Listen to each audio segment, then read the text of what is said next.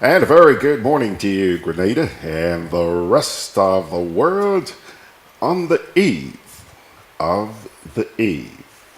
Hi, everybody. I'm George Grant, and thank you for joining us for the pre-Christmas edition of Sundays with George Grant. Beautiful morning, man. I just stood out there on the balcony taking a look at one of these mega yachts coming into the harbor. He's been anchored out there for hours. Apparently, he must have been waiting on the pilot boat to come in and bring him into the harbor. And what a beautiful sight. Lots of sunshine here this morning. And lots of sunshine out there, too. I see that you guys are already awake on Facebook and on the other platforms where we're being listened to this morning. I say listen because on TuneIn you can listen. On Radio Genre you can listen. Radio Garden you can listen. On Grenada Broadcast you can listen. And Grenada Broadcast twofold. You can both listen and watch, which reminds me, let me take a look here and see how the feed is showing up so far on GrenadaBroadcast.com. Yeah, there he is with his big old headset on there. Folks, interesting morning as always. Let's take a look at the rundown and see what we've got cooking over the next 3 hours. As always, the buzz will have a reading from the Holy Scripture, and I think we do have some stuff in the feedback section there today. It's not so much feedback as it is a little notice from the Royal Grenada Police Force for the holiday season. Then we get into our editorials, and we do have both the Grenada Advocate, which is captioned, "Be careful with credit cards." Oh man, that is such sound advice at this time of the year. You know, there are a lot of goony, crazy people out there doing all kinds of weird stuff. Well, some advice comes to you from the Grenada Advocate this morning. And then the new today is captioned, "Go to the Constitutional Court." You're not going to have to wait too long to find out what that is all about. Then we move on to interviews, or I should say interview. Well, yeah, we do have 2 interviews for you this morning. I think I may, no. Yeah, we do have 2 interviews for you this morning. The first one is with a real estate agent. And her name is Paula LaTouche. She's the owner and broker of Century 21 here in Grenada. And Paula is coming in because, you know, like so many other organizations and companies and what have you, they sent out Christmas greetings on the internet this past week. And hers was different, very different. In addition to the usual, you know, have a Merry Christmas and a ho, ho, ho, we wish you this and we wish you that, well, she had a little message in there. And that caught my attention. I'm just going to quote you one line from that message. It says, quote, "It is critical that we create and protect public spaces." Yeah.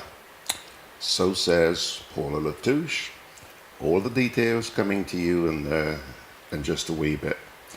Now, I think I goofed last night when I put the rundown up on the website because I've listed the next interview as a feature, and it's not. The word features should actually go a little lower down. It says here, "The expansion of the True Blue Bay Resort and protecting our environment." This gentleman, like Paula, has been with us on numerous occasions. Russ Fielden, who is the owner, manager of the True Blue Bay Resort. I don't know whether or not you heard, but they've been doing a lot of work on that resort. Very popular little resort. And he's just completed an entire expansion. And he's going to be telling us about that this morning, as well as the fact, something I really wanted to talk with him about is the fact that he's one of those people whom you may say is obsessed with protecting our environment. They take so many steps down at True Blue Bay Resort to make sure that they don't do, or if they do, they certainly minimize any negative impact that they may have on the environment. And I'm fascinated by his dedication to that approach, and I'd like him to share with you this morning, because they're doing a lot of things that you and I could do. We may just take them for granted, but you and I can do to help protect the environment. Okay? And by the way, there was this recent climate change conference, COP. Heard very little about that this year. You know, in the past, there's always a lot of brouhaha about these conferences. But this time around, very, very little was said. Wait and hear what Russ has to say this morning. Okay?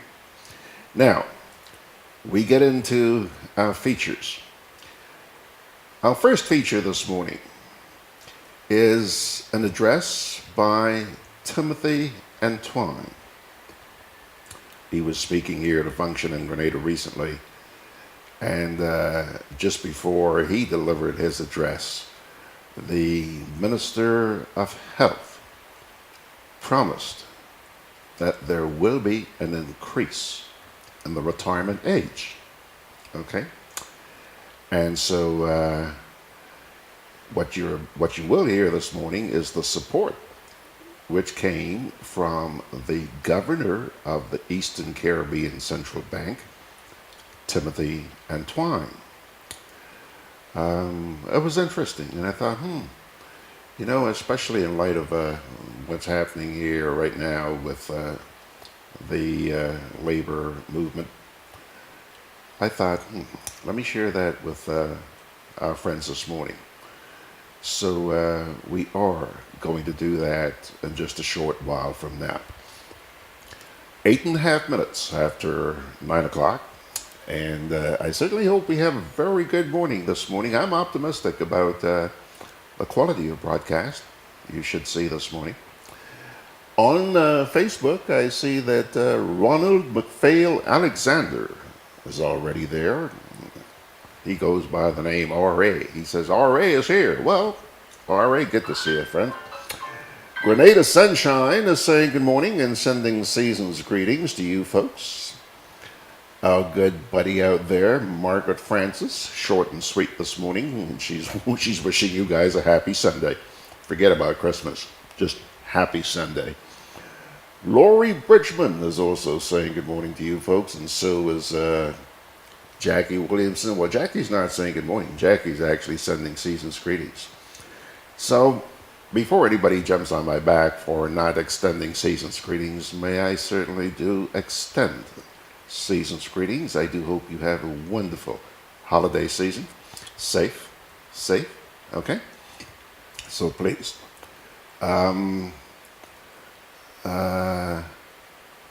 Yeah, I think that's about it for the time being. So what we're going to do right now is take our very first little break here as he turns around, punches his little iPad. You know, one of these days I'm going to run a camera around inside here and show you exactly what the setup is like, the setup that makes it possible for you to see and hear what we do down here at Grenada Broadcast.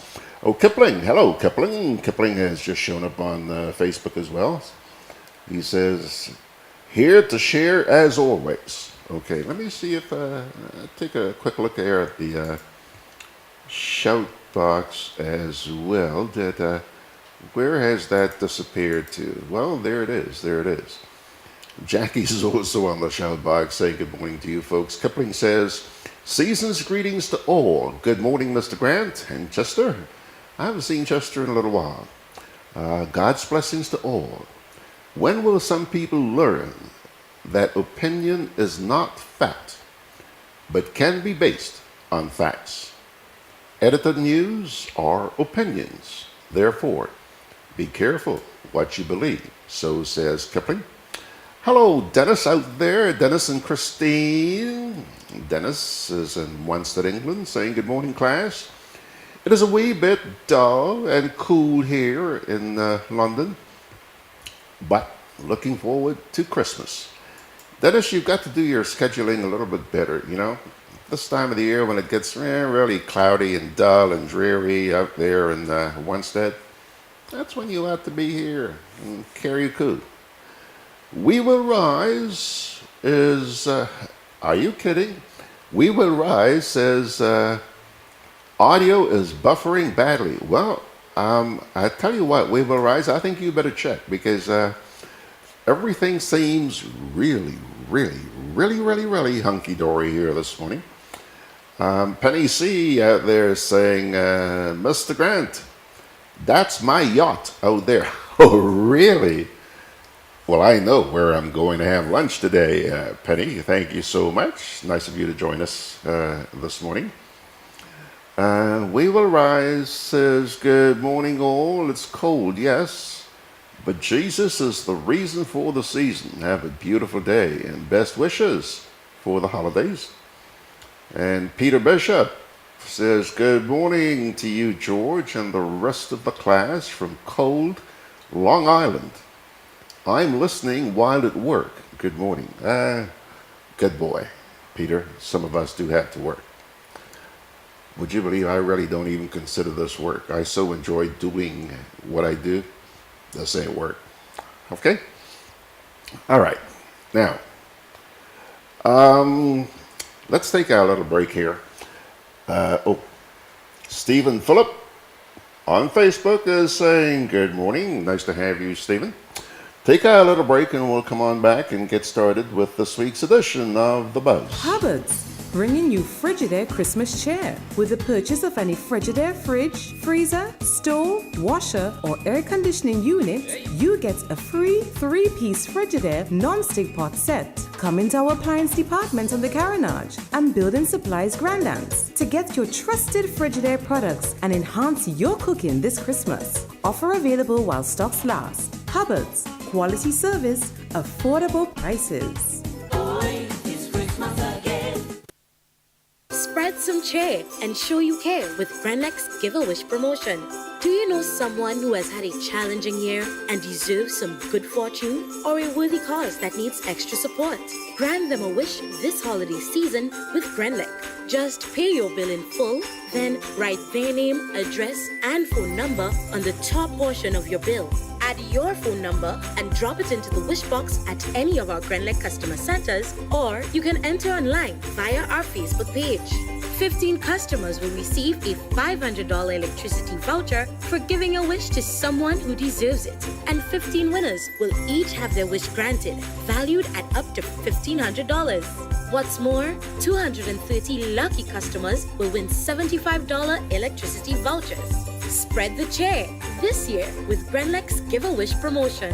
Visit our website or Facebook page for more information. Terms and conditions apply. Promotion ends December 21st. Why wish upon a star? For Frank is better by far. Whatever you're wishing for this Christmas, we'll give you low interest and no fuss. Co-op Bank is making Christmas wishes come true. Fix up your home, treat your loved ones, and get everything on your Christmas list this year with our no-fuss loans. As we count down the 12 days to Christmas, you can win awesome prizes every day. Special terms and conditions apply. Christmas wishes come true with Co-op Bank and you. Welcome home.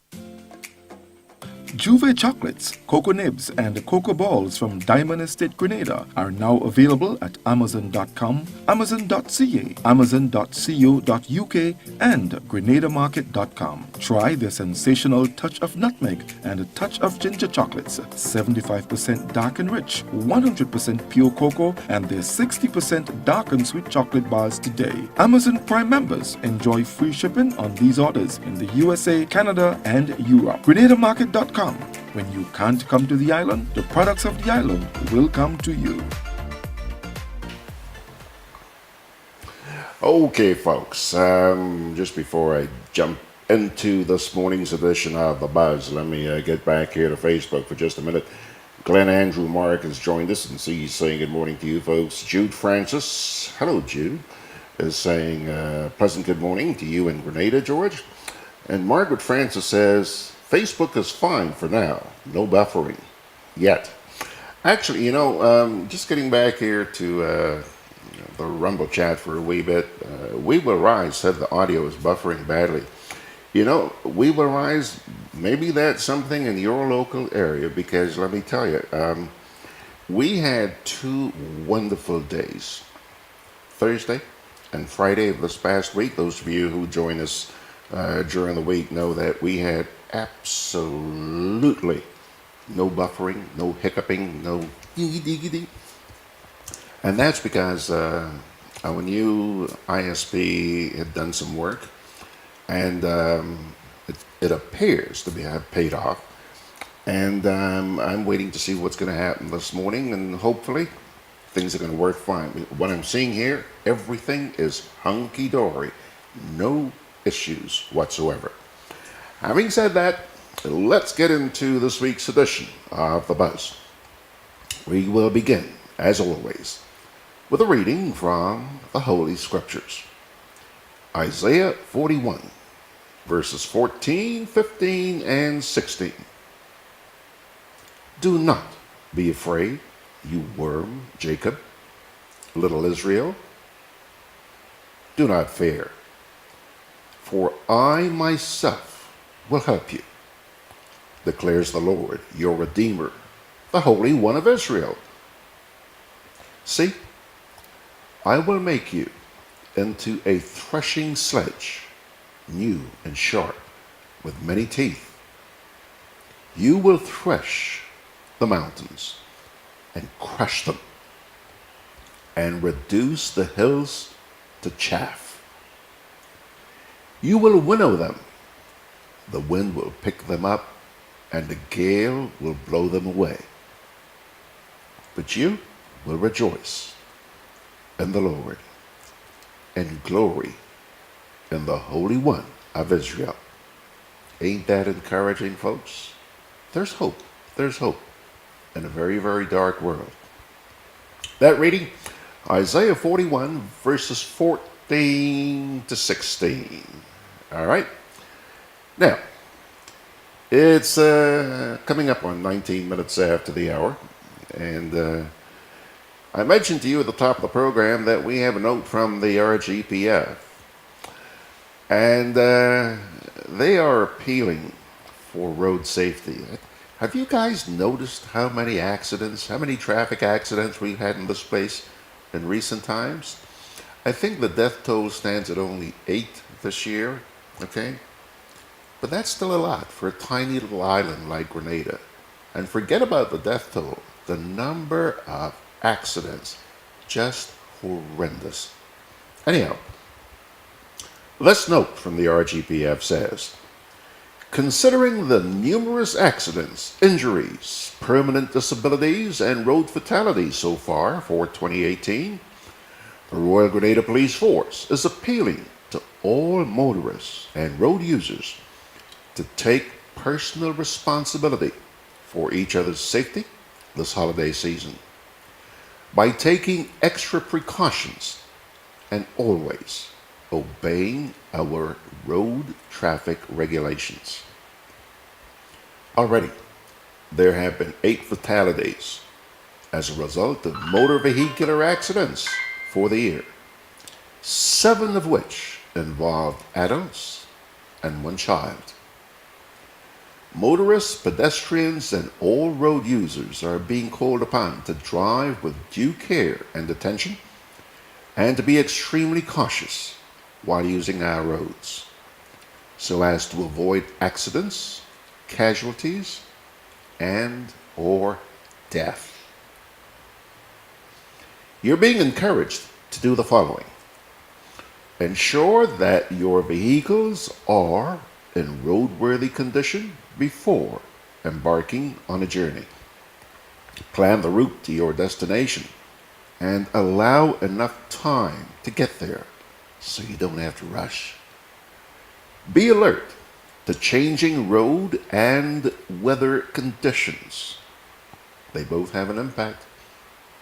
Do not overload your vehicles. Do not drive under the influence of alcohol or drugs and other mind-altering substances. Never drive while distracted. Remain focused and alert at all times. Texting? Only overtake when it is absolutely safe to do so. Stay within the speed limit at all times and adjust speed according to road conditions as well. Ensure that your vehicles are duly licensed and insured in accordance with the regulations. Recognize potentially dangerous drivers and be alert to pedestrians using the road. Drive defensively with a focus on safety and respect towards all road users. Show tolerance for the mistakes of others and resist the temptation to retaliate. Ever heard of something called road rage? Yeah, guess that's what they're talking about. Pedestrians are reminded that it is important to make safe decisions while using the nation's road and pay close attention to motorists and cyclists.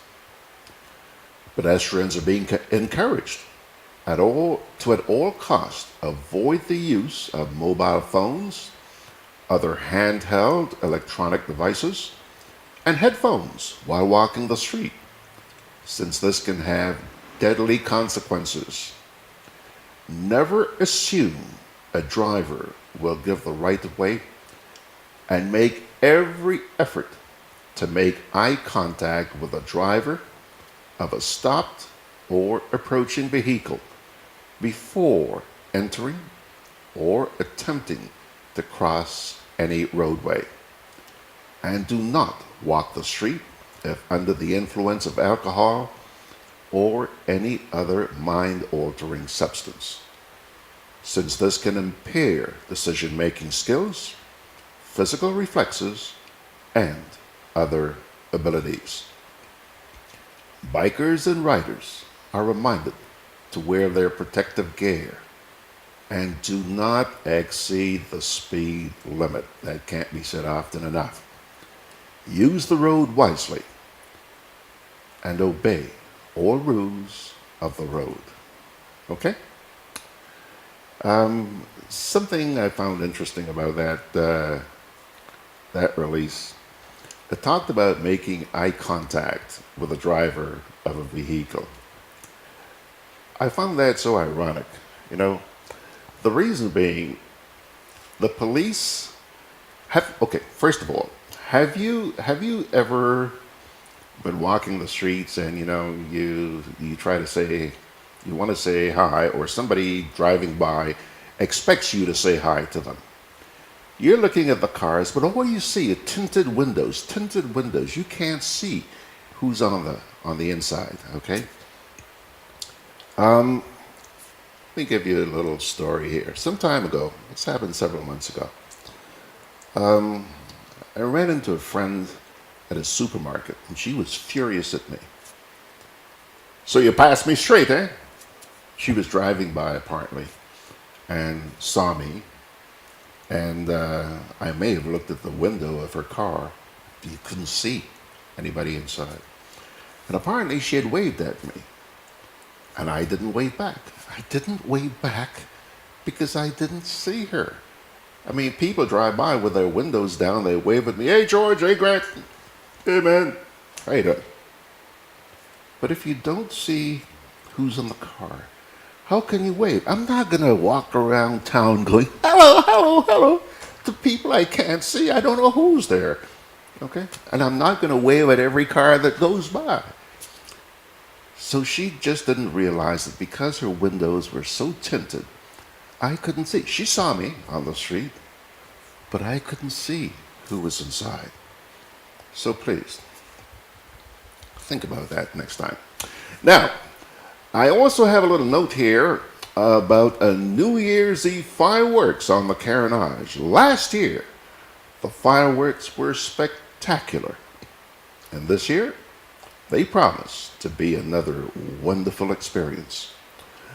The New Year's Celebrations Committee invites you and your family to ring in the new year on the picturesque Carnage Plaza in St. George with live entertainment, which begins on Monday, December 31st.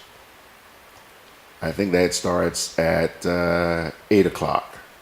Then at midnight, the festivities culminate with an amazing fireworks display. And by the way, admission's absolutely free. I think I told you this before, but where I sit up here on Woolwich Road, on New Year's Eve, I've been doing this for the last, I think this is going to be my 5th year.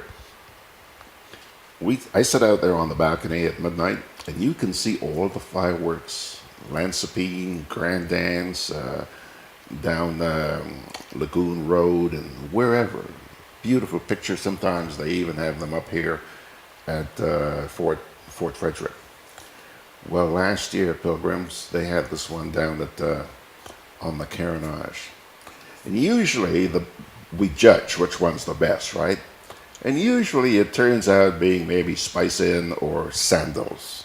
Well, let me tell you, last year, folks, the folks down on the Carnage, they put on one heck of a display. I can't wait until New Year's Eve this year to take a look. It was great. So take the kiddies down if you don't mind. All right? Okay, back here now. Back here now to Facebook. Glenn Andrew Mark says, thanks be to God. I'm not sure what he's thanking God for, but there's always good reason to do that, Glenn. Ronald McPhail says he's here. Yeah, Ronald, we said good morning to you already. Intuition Sixth Sense, what a name. Says, good morning, George. The police need to do sobriety tests and stop their friends from drinking and driving. Some police officers drink a lot too, and they drive on the road as well. Cops, them people out on Facebook keeping an eye on you guys. Okay, it's not the first time I've heard that. Jean Pascal says, good morning, George. Merry Christmas and a happy and blessed New Year. Thank you so much, Jean, and the same to you and your family.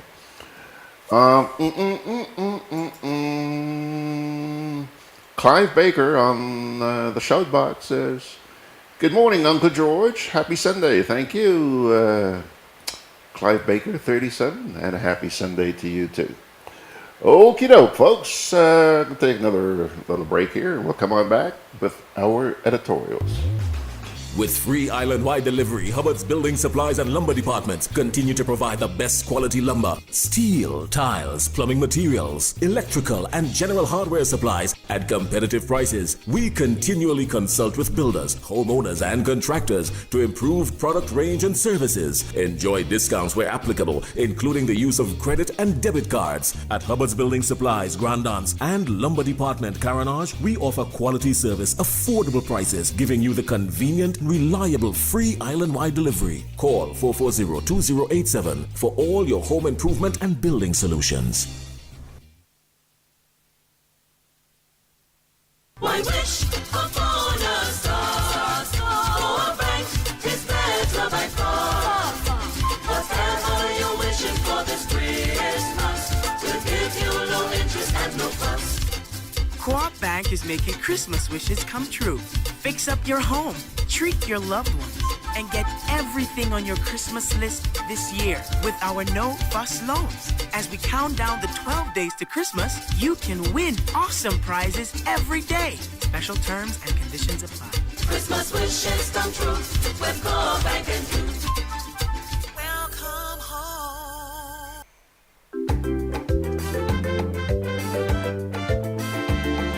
Grenadian General Insurance Company, strength and stability. Grenadian General Insurance Company, tell your friends, tell your family. We cover householders comprehensive, motor and even fire too. Contractors all risk burglary, public liability, professional indemnity, directors liability, and wait, we still have more. Come and find out more what you're waiting for. We are located on Scott Street, St. George's. For more information, call 440-2434. Okie doke, folks. It's now 9:31 and a half. Let's get right into the first of today's two editorials. This one comes to you from the Grenada Advocate, which is captioned, "Be careful with credit cards." It is a fact that the world is constantly evolving with significant changes seen particularly in the past 25 years. The region has not been left behind, witnessing improvements in many areas, including the infrastructure, housing developments, and technological devices, and in a disturbing development, even in the types of crimes that we are seeing. Much of this can be attributed to increased exposure to international cultures via traveling and living overseas, cable television, and the internet. These changes, whether good or bad, can be expected with any developing country and should be accepted as such. However, it is important that our society avoids the abuse of some of the more advanced facilities now available to us. One such facility is credit cards. Our banking system has evolved substantially to the point where it is not even necessary to enter the bank's building except for specific requests or transactions.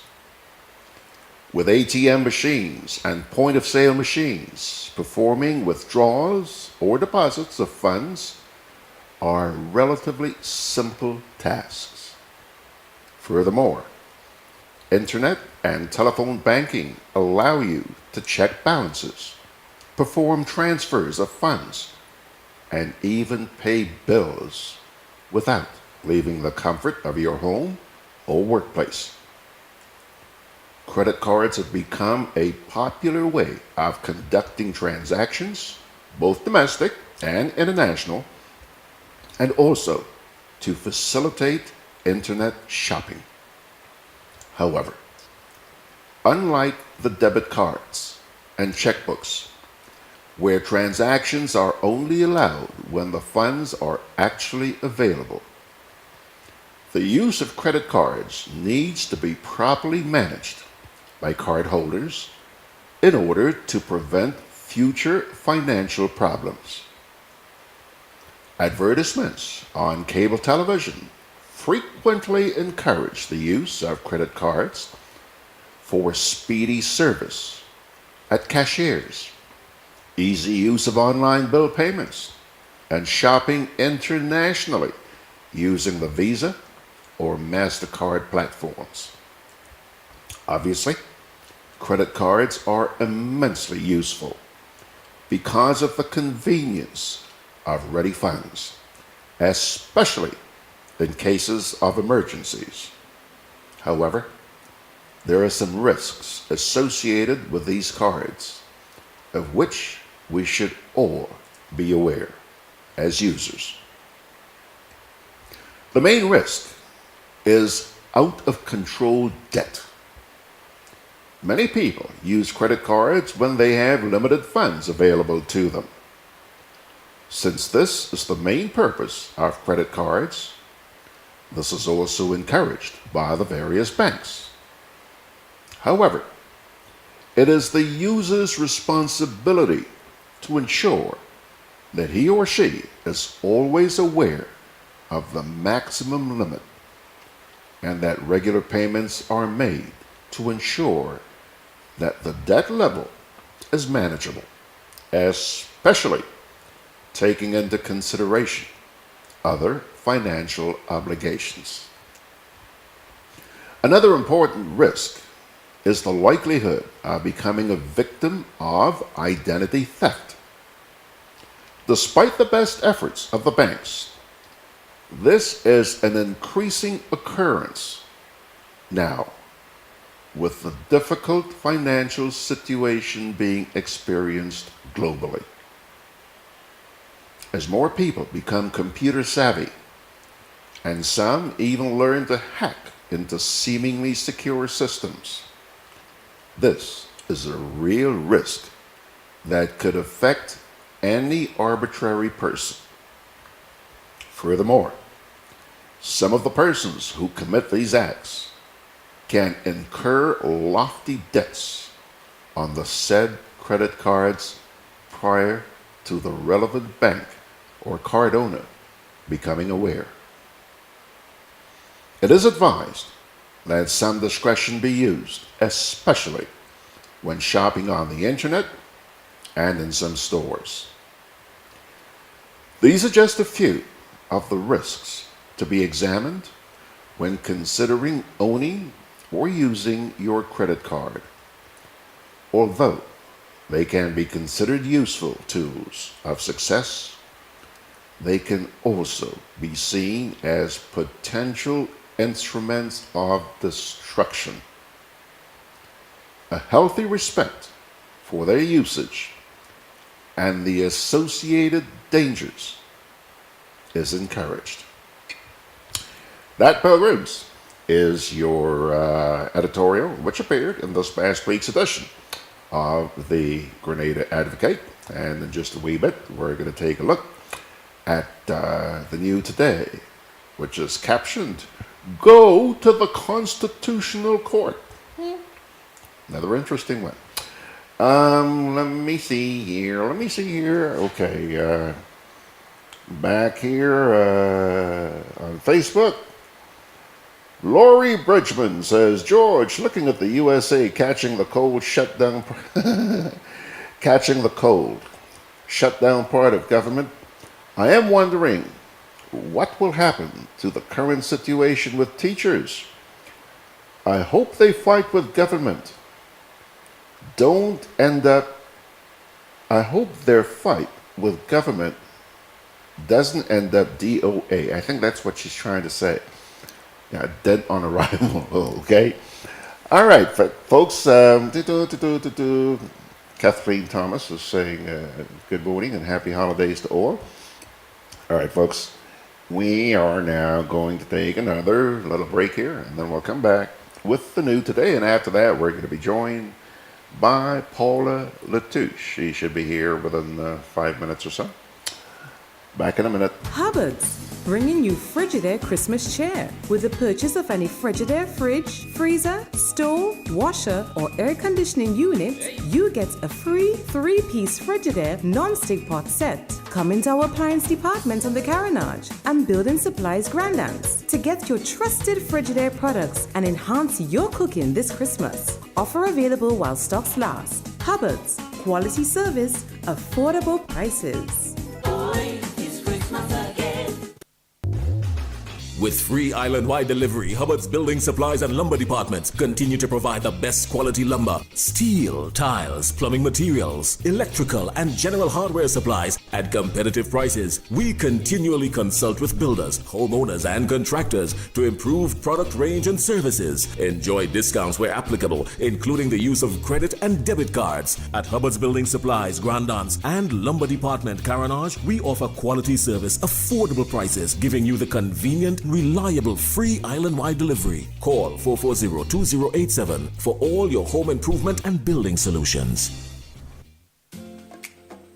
Juve chocolates, cocoa nibs, and cocoa balls from Diamond Estate Grenada are now available at Amazon.com, Amazon.ca, Amazon.co.uk, and GrenadaMarket.com. Try the sensational touch of nutmeg and a touch of ginger chocolates, 75% dark and rich, 100% pure cocoa, and their 60% dark and sweet chocolate bars today. Amazon Prime members enjoy free shipping on these orders in the USA, Canada, and Europe. GrenadaMarket.com. When you can't come to the island, the products of the island will come to you.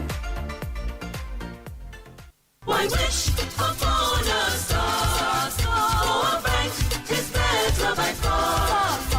Whatever you're wishing for this Christmas, will give you low interest and no fuss. Co-op Bank is making Christmas wishes come true. Fix up your home, treat your loved ones, and get everything on your Christmas list this year with our no-fuss loans. As we count down the 12 days to Christmas, you can win awesome prizes every day. Special terms and conditions apply. Christmas wishes come true with Co-op Bank and you. Welcome home.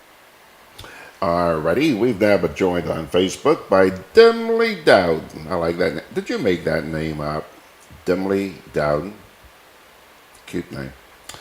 Thank you, Dimly, for joining us. Folks, here comes the editorial which appeared this past week in the New Today. It is captioned, "Go to the Constitutional Court." The time has come for the leaders of those public sector unions to face the reality. The Keith Mitchell-led New National Party government will not give in to them on the 25% gratuity and pension payments for all qualified public workers.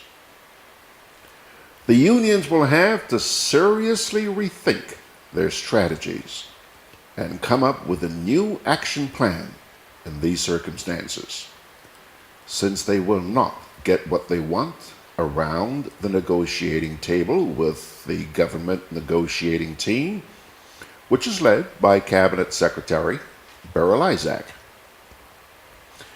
The New Today is in full support of the position taken by the unions not to go into arbitration on an issue that is of a constitutional nature that can only be permanently put to rest by a court of law. This newspaper sees the only sensible and realistic route available to the public sector unions in the circumstances is to immediately take the matter to the Constitutional Court for a quick hearing to get a ruling once again in their favor on gratuity and pension payments. It is clear that the government is not negotiating in good faith, and the unions have the power in their hands to bring an end to the charade that is taking place in the name of negotiations. There is already established legal precedence on how a matter of this nature can be filed and brought before the Constitutional Court for hearing to get an important ruling again on the pension and gratuity issue, which concerns thousands of public officers. The unions will have to get only one public officer or teacher who has retired post-1985 or is about to retire to bring the Constitutional High Court action against government for their pension. The court will give priority and an immediate hearing to any constitutional motion filed, as opposed to other ordinary High Court matters. It is quite possible that if the unions move quickly, that the matter can be filed and heard by the Constitutional Court before Christmas, and a ruling given, hopefully, in the new year as a present to public officers. This ruling from the Constitutional Court will clear up once and for all the myth by government that to pay the 25% will interfere with the Fiscal Responsibility Act as signed with the International Monetary Fund. This is a glorious opportunity to test the theory being advanced by two of the government's mouthpieces, Acting Attorney General Dr. Lawrence Joseph and Senator Kim George, that public officers post-1985 are not legally entitled to pension and gratuity payments. This view is not held by many other legal minds in the country, including persons who once occupied high legal offices with the current government. Government continues to hide behind the IMF-supported FRA, that's the Fiscal Responsibility Act, as the reason for its stubbornness and not wanting to give in on the 25% demand by the public sector unions, since it will interfere with the progress made by the 3-year structural adjustment program. Evidence is now emerging that the government went on an election frolic in the days leading up to the March 13th general election to sign documents with the unions on pension restoration and reformation without understanding the financial implications. The IMF in May 2018 bulletin said the following, quote, "The government's electoral promises on pensions and health care benefits are not explicitly incorporated into the baseline forecast, since they have yet to be costed. And in any case, the authorities intend to honor the FRL expenditure rule." Unquote.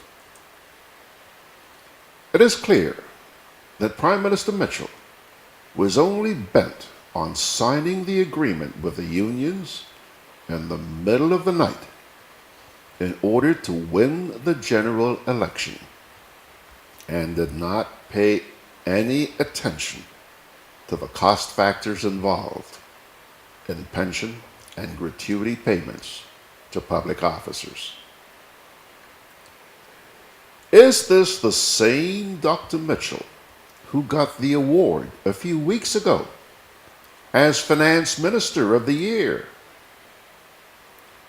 Is that the stuff of what finance ministers are made of in today's world?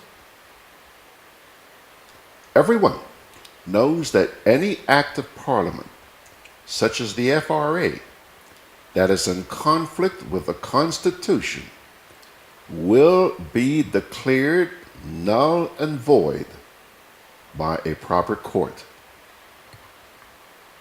All public officers should call on the President of the Public Workers Union, Rachel Roberts, as well as President General of the Technical and Allied Workers Union, Senator Andre Lewis, and President of the Grenada Union of Teachers, Lyden Lewis, to end the tomfoolery with government called negotiations and take the pension and gratuity issue immediately to the Constitutional Court for a quick hearing and ruling.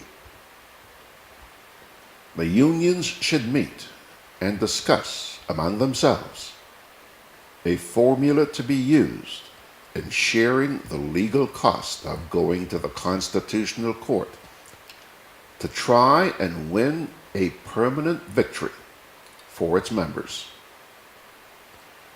Why would the unions not give serious consideration to spending a few $1,000s to try and win millions in gratuity and pension payments for affected public officers who have been paying their monthly subscription fees to the said unions? Union leaders, please, do not be penny wise and pound foolish. This pension and gratuity matter is a debt which government has contracted with public officers, and the FRA is only intended to keep government in line with all its debt obligations to public officers. The impasse is a constitutional matter, and the unions should let the court, meeting in its constitutional jurisdiction, hear and determine the matter in the interest of all past, present, and future public officers. Finally, as we go into the final days of the holiday season, the management and staff of the New Today newspaper wish all peace, joy, and blessings of Christmas, and may it last throughout the year. There you have it, pilgrims. That's your editorial, which appeared in this past week's edition of the New Today. Now, let me stretch my legs here a little bit. On the shoutbox, Rumble chat there, we have now been joined by Ernesto Jose. Says, good morning, George and friends, and welcome to Education Sunday with Headmaster Grant. Then he says, what does Dr. Mitchell and Trump have in common? One doesn't want to give public workers and teachers their 25%, but asking for a raise for parliamentarians on the other hand. The shutting down of the government because of the campaign promise. It's all about egos and dictatorship, so says Ernesto. Then let's get back here to Facebook. Kipling Francis says the union brought that on themselves when they signed an MOU in the middle of the night before elections. Okay, Kipling. Ryan has now joined us. Good to see you, Ryan. And Glenn Mark Andrews says, thank you, George. Public servants will rise. Okay. My dear friends, let me take a little break here now. And by the way, I heard somebody sneak in here just a minute ago. I don't know if it's raining or what, but she's wearing a hat, and when she sits down there and I turn the camera on her, you'll see that she's wearing a hat. It's probably trying to keep the snow off that hair of hers. Okay, we're going to take a little break, and we'll come on back in just a wee bit.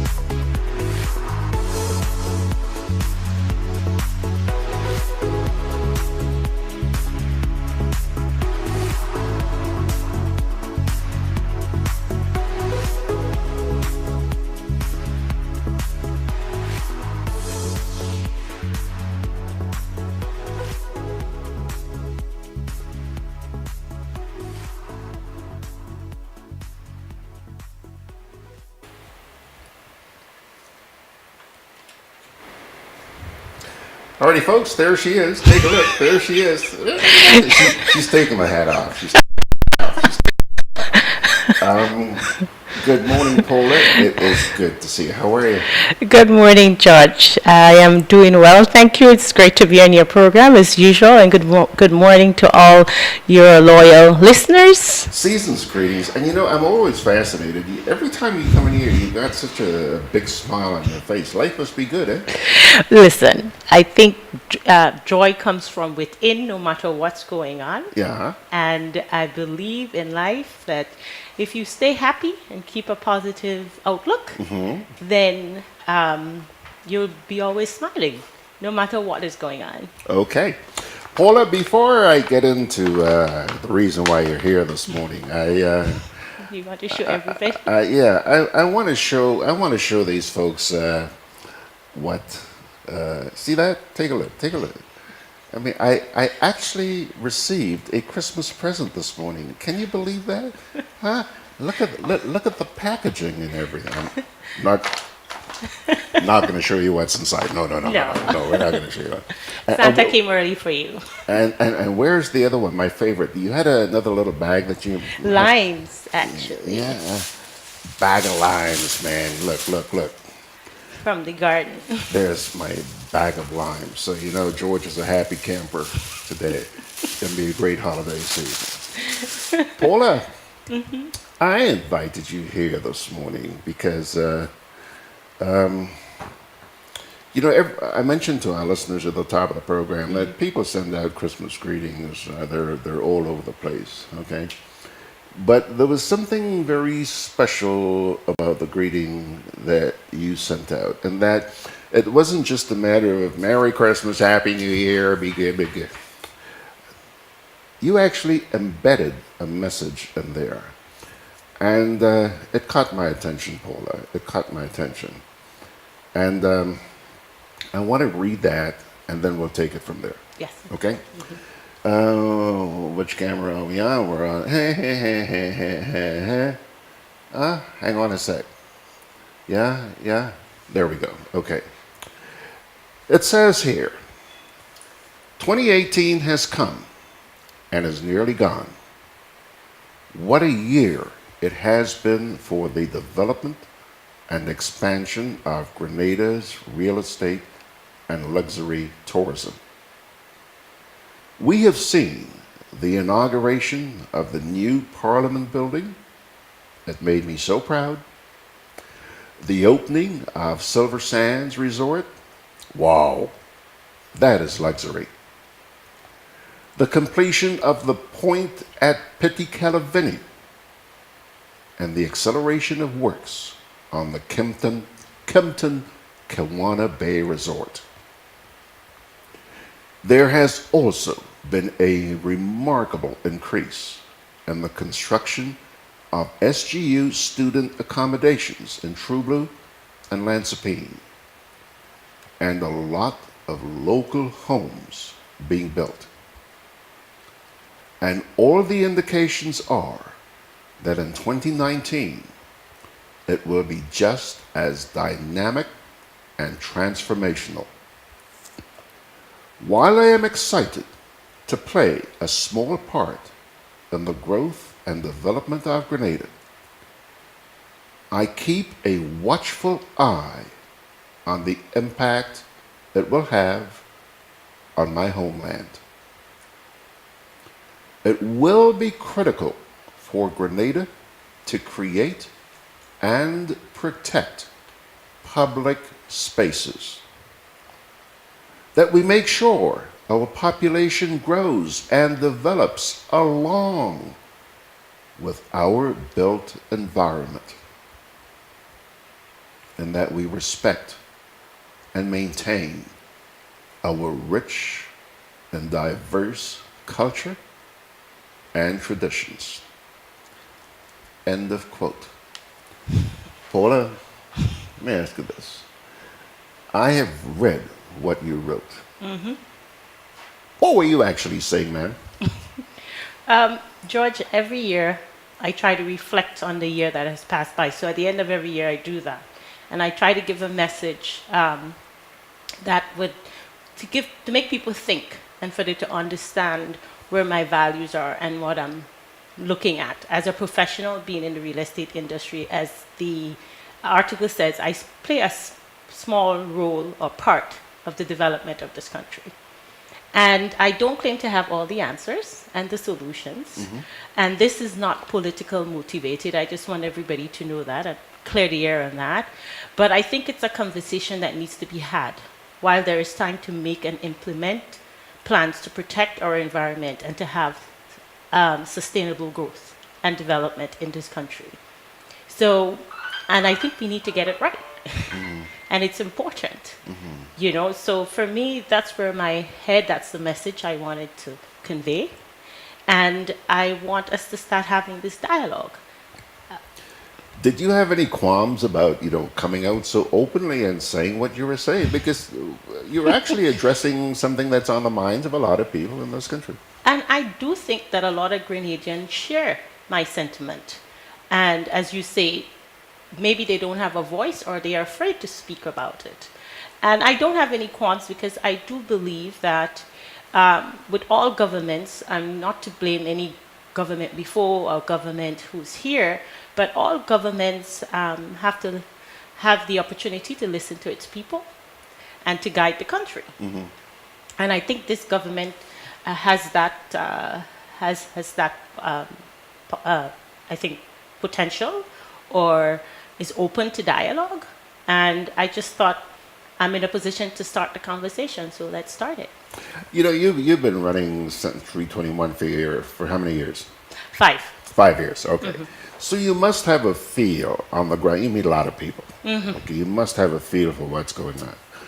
What are you hearing people, when you talk about development and construction, especially from foreigners, what are you hearing the people out there, the local people say? Well, the local people are concerned about the environment, preserving our culture, and globally, I think it's also a global concern. As you know, we have global warming. We have to protect our footprint. And I'm asking myself, what are we doing to do that? With the accelerated pace in development, there are threats, as you know, and challenges that we would face.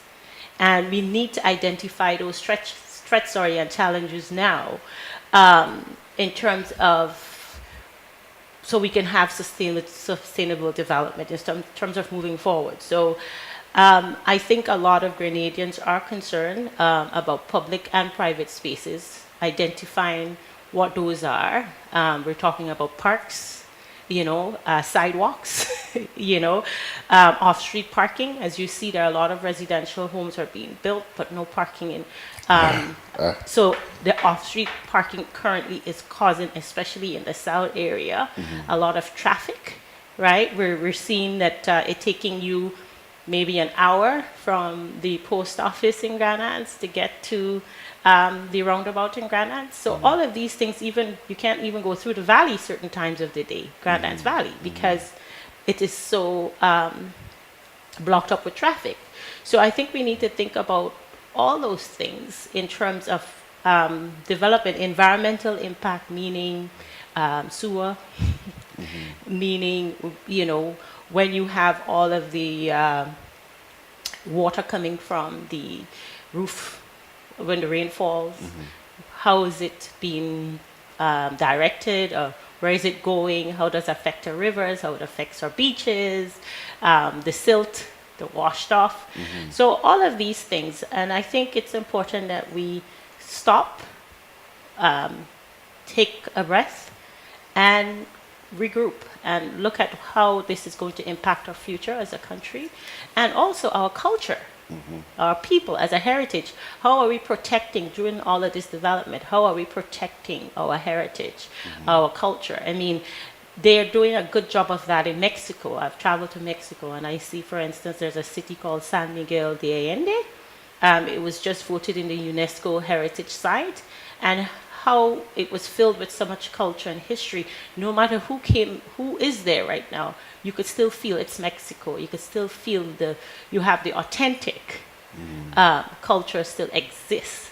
And this, we always say this is how we do it. We're Grenadians, but how are we protecting and preserving even our old buildings in the town of St. George's? You see what's happening. Ivan came, a lot of it got destroyed, and we're still seeing the ruins of it.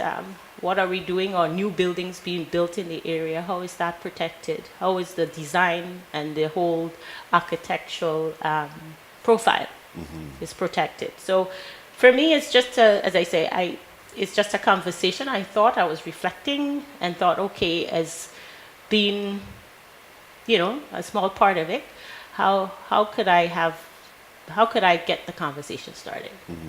And I'm hoping by being here, obviously strike a chord with you. That's why you have me here.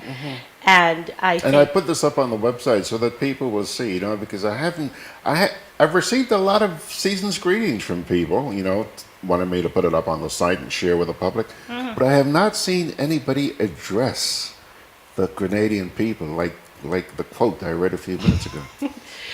I mean, I think, I don't know, I'm younger than you are, so maybe you can tell me. But I mean, I think it's the most development we've seen in a short space of time in history, and when things are moving quickly and you're not, sometimes everything just, they catch up on you. And you don't want that to happen. You don't want it to, in the next 10 to 15 years, you look back and think, oh my God, what have we done? I mean, and we're not the only country who is going through that growth and development. And we've seen countries who've gone through it and they've done it the right way and it worked. And we've seen countries that made a lot of mistakes, and you see the negative impact that has done. So I think we just need to take a breath, as I said, and stop and let's review. Let's listen to what the public is saying. Thank you.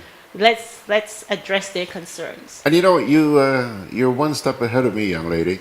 Yes, young lady. Because you have addressed the next question that I wanted to ask. I was going to ask you to give me some examples where you see, us being in danger. And you mentioned things, for example, like the traffic situation here in Grenada. I can't tell you how many cars we have in this country right now.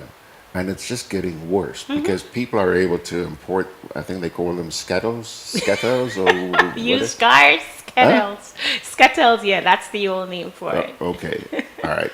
And, that is seen as progress or development because almost except George Grant, everybody in this country has a car. Yeah. And nowadays it ain't car, man, SUV. Yeah. And there's nothing wrong in development, as I said, but you have to have manage it. You have to put rules and policies or whatever in place to guide it. We have a small, like our infrastructure right now. I mean, the roads, as you see, you have good roads, you have bad roads. Some areas it's so narrow you can't expand the roads because you have buildings right on the border of the roads. So. In some countries, like France and so, certain areas you only could ride bicycles. So there are ways in which not everybody can have a car. Right now in Grenada, some household, 3 people staying in the household, and they have 3 cars. So I think it's in Bahamas or one of those islands, they had to say 1 car per home, and then you could have 2 bikes or something. Can't remember which, but I know. I had a client who was telling me about that. She says, because she was shocked of the amount of cars per household in Grenada. So I think, as I said, it's something that, needs to look at, including bringing in the cars, because I know the government tried years ago to put high import duties on the cars, to help reduce the amount of cars coming in and to help the dealers who were being affected by it, which the car dealers, the new car dealers. That in itself is an issue because, if you want to own a car, you're entitled to own a car. And the local car dealers are upset because, these kettles are cutting into their business. Okay. But if I could have afforded what they're charging here locally, I would have a car. Yeah. Why don't you sell 2 houses and give me the money and me buy a car? Another thing you mentioned was the situation preserving our beaches. Oh, sorry, the sewage. Okay. There's a gentleman I'm sure you know by the name of Leon Taylor. I can't tell you how many times Leon has sat in that chair there, and we've talked about this over and over. And it seems to be something that we're just really not paying that much attention to. A lot of our stuff is getting dumped out there in the environment, okay? It is happening. And just this week, I heard of something in Trinidad, even though it's 100 miles away from us. You heard about that massive oil spill they had in Trinidad? No, I Yeah, man. Big oil spill in Trinidad and Tobago, okay? Wow. I haven't really been following closely, but, with us talking about oil exploration here, that's something we have to consider because, that would be damning to our environment if we had something like that happen here. Yet, there's the potential for oil to really take us to the next level. Yeah. So, I think as I said, I think with everything is being able to sit and go through and think about how could you protect the environment, how you could protect the people, how you could protect the culture, and look at countries that have done it well, because we don't have all the answers. Do our research and put things in place so that it would protect us, protect Grenada. Because Grenada is a beautiful country, as you know. I mean, and it's important that we preserve that beauty, especially for our children. Because, we're going to be gone, 50 years from now, we won't be here. And we have to make sure that whatever we're handing over to our future generation is not a mess. It's not something for them to clean up or affect how they live, their lifestyles. So hopefully we do that. My hope is that we be proactive as possible. Well, I certainly hope so. And I want to talk, you mentioned a little while ago that, government needs to listen to the people. We'll talk about that in just a minute. But back to Facebook here for Anthony DeRiggs is listening to you in New York, and he heard me talk about not having a car. He says, George, stay without the car. Walk when you could, and you will avoid heart attack and stroke. Yes, I agree with him. Anthony, Keep healthy. I've been walking a lot, Anthony. What are you talking about, guy? I've been walking a lot. There's also a note here from somebody who calls himself or herself Intuition Sixth Sense. He or she says, how can we talk about development when our people are faced with so many sicknesses? Our hospitals have little or no supplies to treat our people. No wellness centers. Very few and undersized recreational parks. When was the last time we had a tree planting drive? Correct. All of what he's saying is correct. The government keeps talking about global warming, but they are allowing people to cut most of the trees in the south of the island, especially. When will people stand up to this cabal style of government? Ryan says, you're right, Paula, in that Grenada needs ecological friendly development.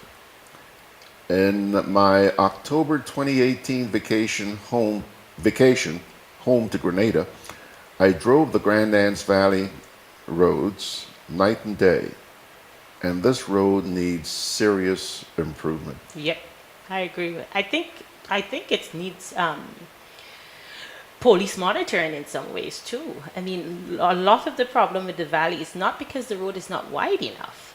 It's wide enough. It's just that you have a lot of off-street parking, and it has. I think it has multiplied in the last 2 years. And I think people have because they know nobody would check them. There's no police giving them tickets. There's nothing. They just stay on they just park on the side of the road, and you figure it out as a driver.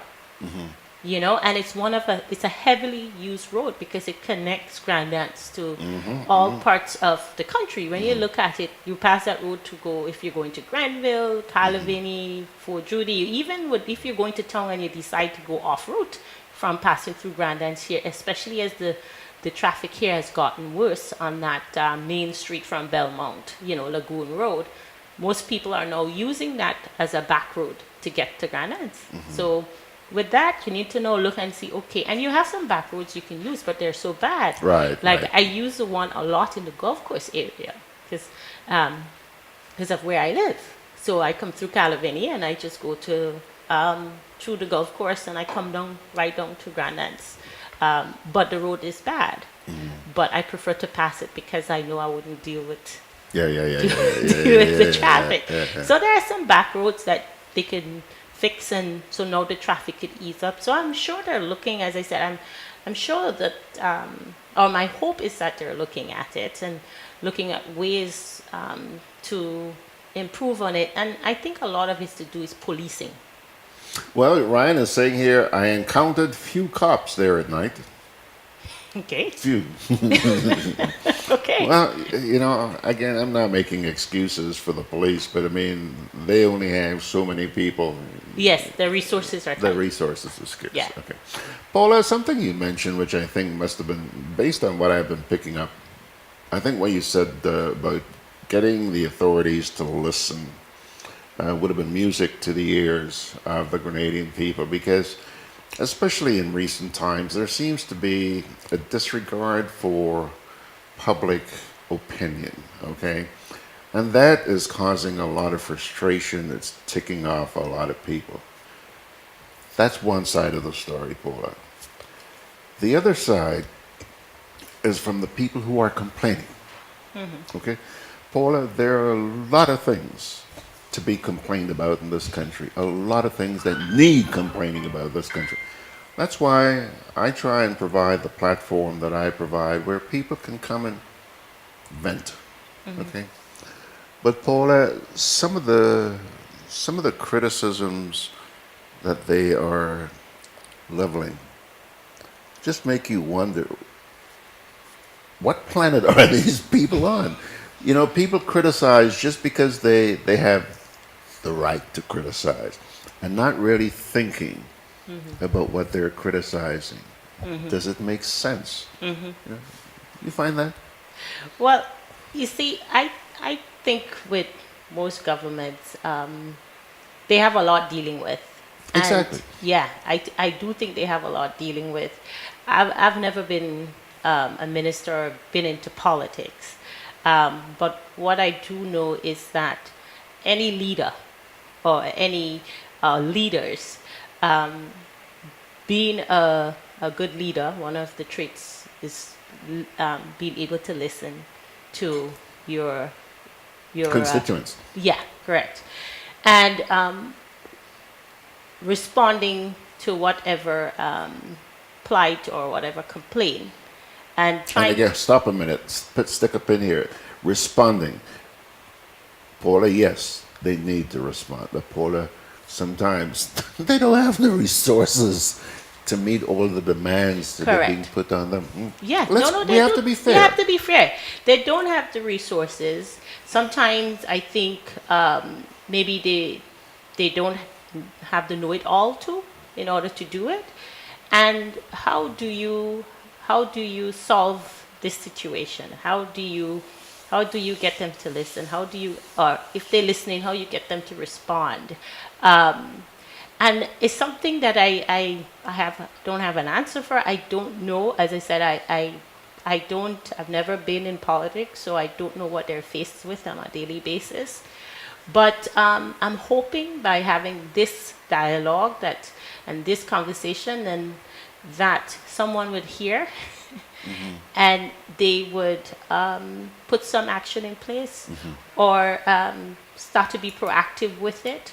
Because I think as citizens, we have a responsibility to our environment, to our country, to our culture, and we have to speak up.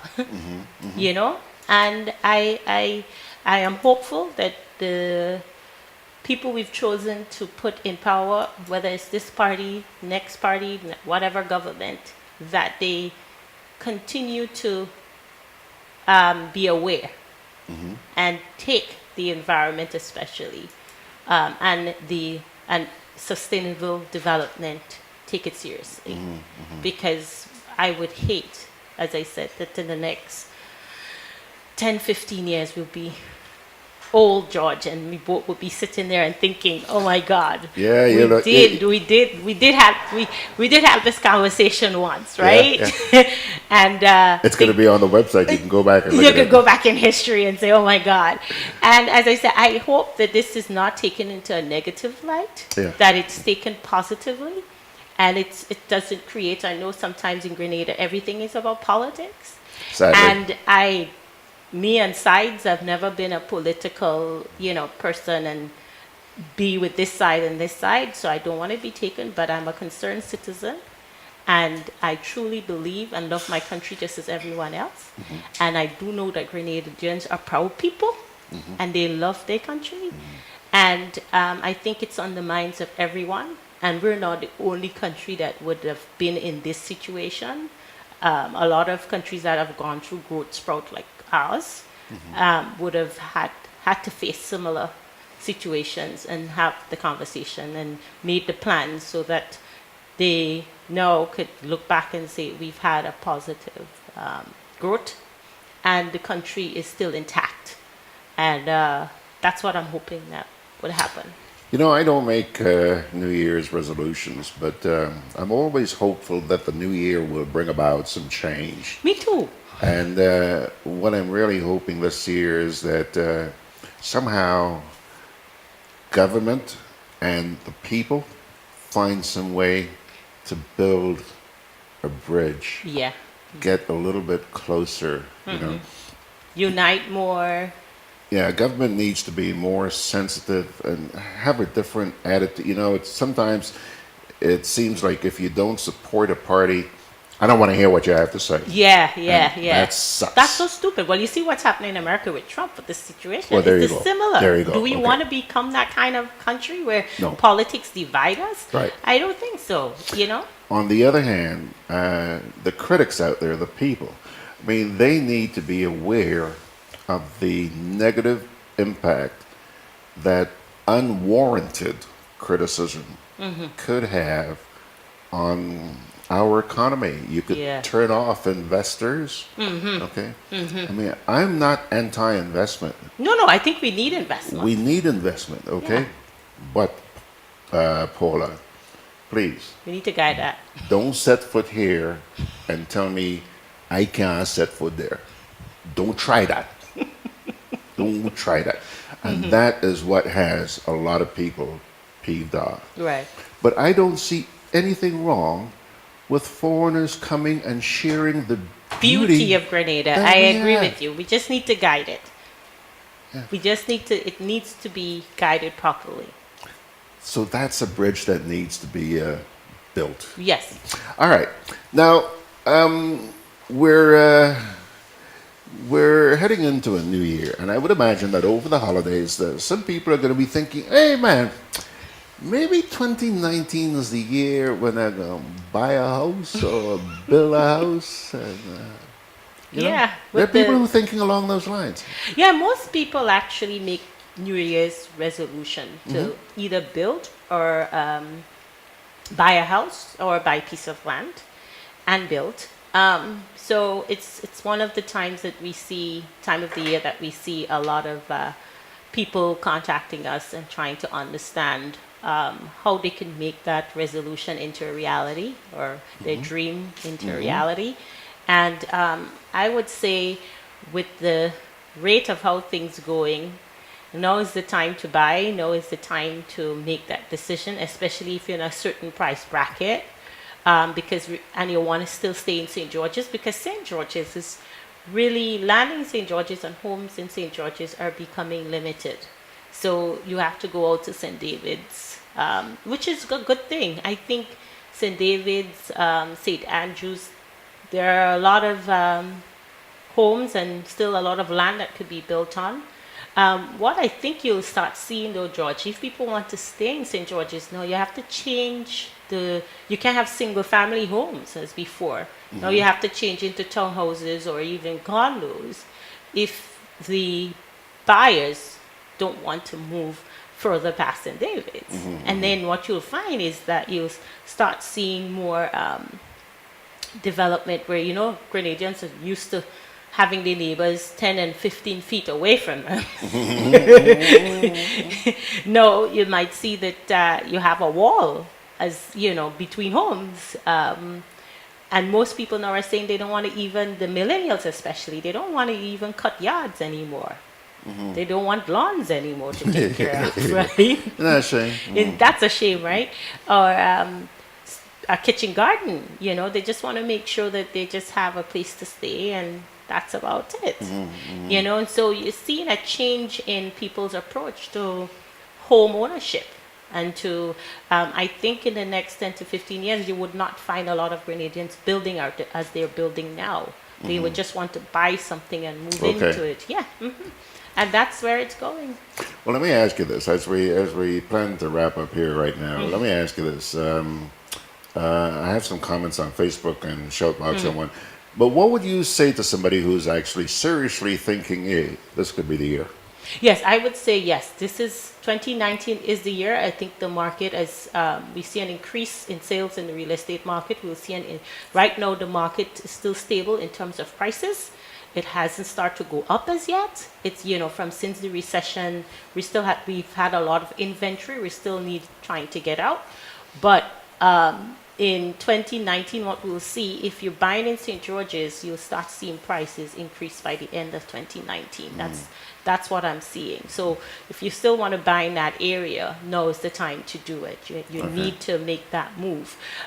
St. David's areas, as well as I say, St. Andrews, if you're going Carriacou, and so the prices are still reasonable. All prices are negotiable. So now is the time to get in there. But I think if it continues, and if we don't have a call, you know, when I say a call, you mean the economy, just based on what's going on in the developed world, then if it continues like this, by the end of 2019, if you want to purchase property in St. George's, you'll start seeing an increase in price. I see True Blue, south of Grandlands, Calise, all these areas are going to be very difficult to buy properties in these What's the areas. prospect of this sort of development expanding into the rural areas? Yes, the prospect is high. I can see commercial development is going in Woodlands area. I'm sure you start seeing that already with all there are a lot of commercial geared for that area, because Grandlands now have become saturated and they can't get land on the main road.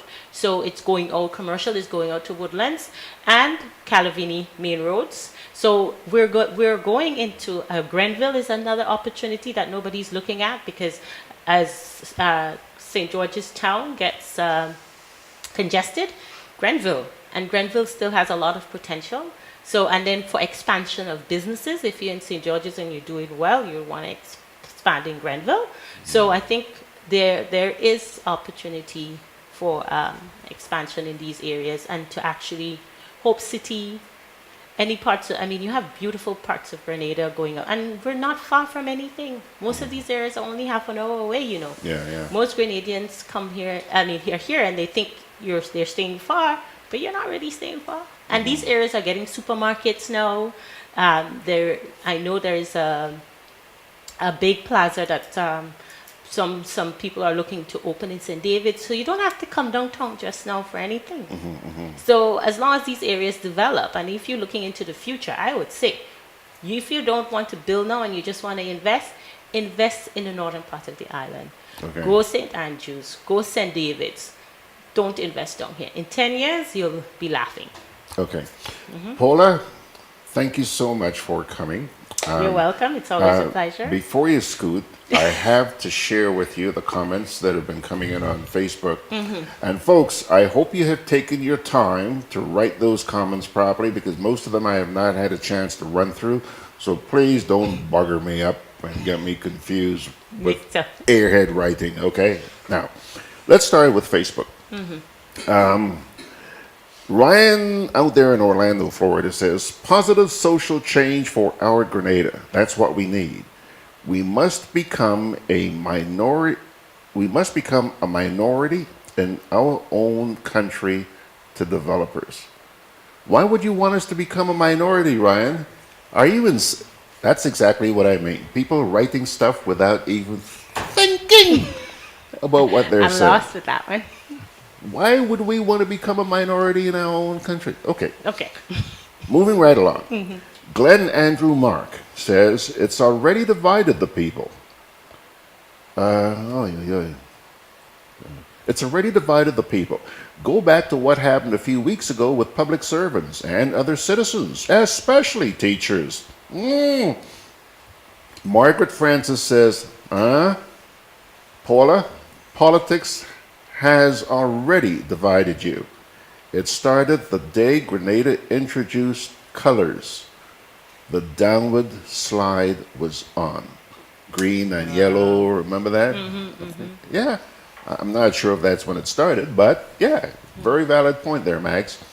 Anthony the Rig says, don't like to say this regarding development. When an underwater landslide occurs and a tsunami results and there is no warning, just think for a moment. Kick 'em, Jenny. Hope it never happens, but we would be wise to keep that in mind. So says Anthony in New York. Ryan says the digging up of woodlands, they digging up woodlands like crazy by the Chinese hotel. Kipling Francis says soon there will be more foreigners in Grenada than Grenadians. I can't agree to that. Huh? I say I can't agree to that. Grenadians own most of the property in Grenada. Yeah. Yeah, and when you look per capita, when you look in the world, I mean, we're really large land owners. We even own more land than the government. Okay. Mango Coot on the shout box says sometimes one gets the feeling that many who go under the name of real estate agents are no more than mercenaries concerned about nothing but short-term gains with no concern about the medium and long-term impacts of their profiteering. Mango Coot also goes on to say, you're talking about the authorities not listening. They rather label than listen. They like to label anyone who expresses concern as having a political agenda. Even our investors are joining the bandwagon. I felt to my stomach when I heard the Silver Sands investor, whom we welcome warmly, stating that he had done nothing wrong on Grandad's Beach, but he didn't want to start a fight with a few people who had nothing but a political agenda. How disrespectful to our intelligence and patriotism as proud Grenadians. This is very scary. Okay. Paula, before you go, anything you want to say? I just want to wish everyone a Merry Christmas. Yes. And as you say, 2019, New Year, I'm very hopeful, right? And I want to wish everyone all the best and hope that we see change and that we all Positive change. Yeah, positive change. We have to be optimistic. You have to be optimistic. And, this is not doom and gloom. This is, this is just, as I say, just starting a conversation. And I just hope that everyone sees it as that and that 2019 will be a better year and that God blessings to everyone. Thank you, my dear. And you promise me, you don't necessarily have to bring another one of these the next time you're coming, okay? But by the way, I want to see what Mr. Fielden, you see Mr. Yes. Fielden over there? Yeah? I want to see what he brought. I mean, look, she brought lime. She brought this beautiful package. We'll see what Mr. Fielden. Anyhow, God. Paula, thank you so Yes. much. You're welcome here anytime. Thank you, anytime. and thank you, listeners, for listening. Keep Have on a trucking. blessed day. Thank you. Bye. I mean, my regards to your kind staff. Yes, thank you. Okay. I will. Yeah. Okay. Bye. Paula LaTouche talking with us here on this Sunday morning. Folks, yeah, believe it or not, he is here. Mr. Fielden is here. Russ Fielden, that is. And we're going to get to Russ in just a wee bit. And after I talk to Russ, there are a couple of things that I want to run by you as well. So hang in there for just a wee bit. Let's take this little break here now, and we'll be back.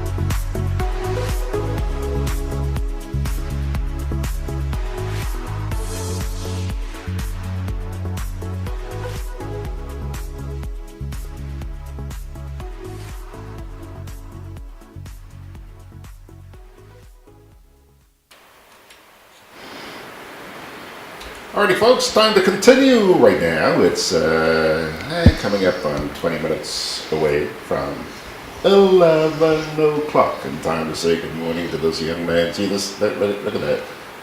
You can smile, Mr. Fielden. You're not going to hear me. Don't. Smile. Good morning, Russ. George. Greetings. Sounds good to you too. Beautiful shirt you're wearing there. Resort, Grenada, WI. That's us. Nicely designed, and it's embroidered, eh? Yes, shirts. In fact, I had a whole lot of shirts that my wife stole from me about 2 months ago, and I wondered where they'd all done. They all came beautifully embroidered. Okay. Well, thank you very much for... Hello.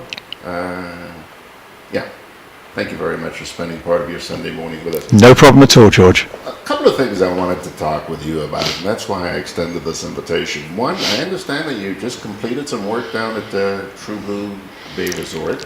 We're going to talk about that. But I was bragging this morning about your addiction to environmental preservation. You're doing your fair little share down at your hotel. And I'd like you to share some of the ideas, some of the things you guys do or do not do. But let's start with True Blue Bay in particular.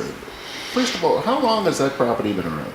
Well, we bought the property in 1998.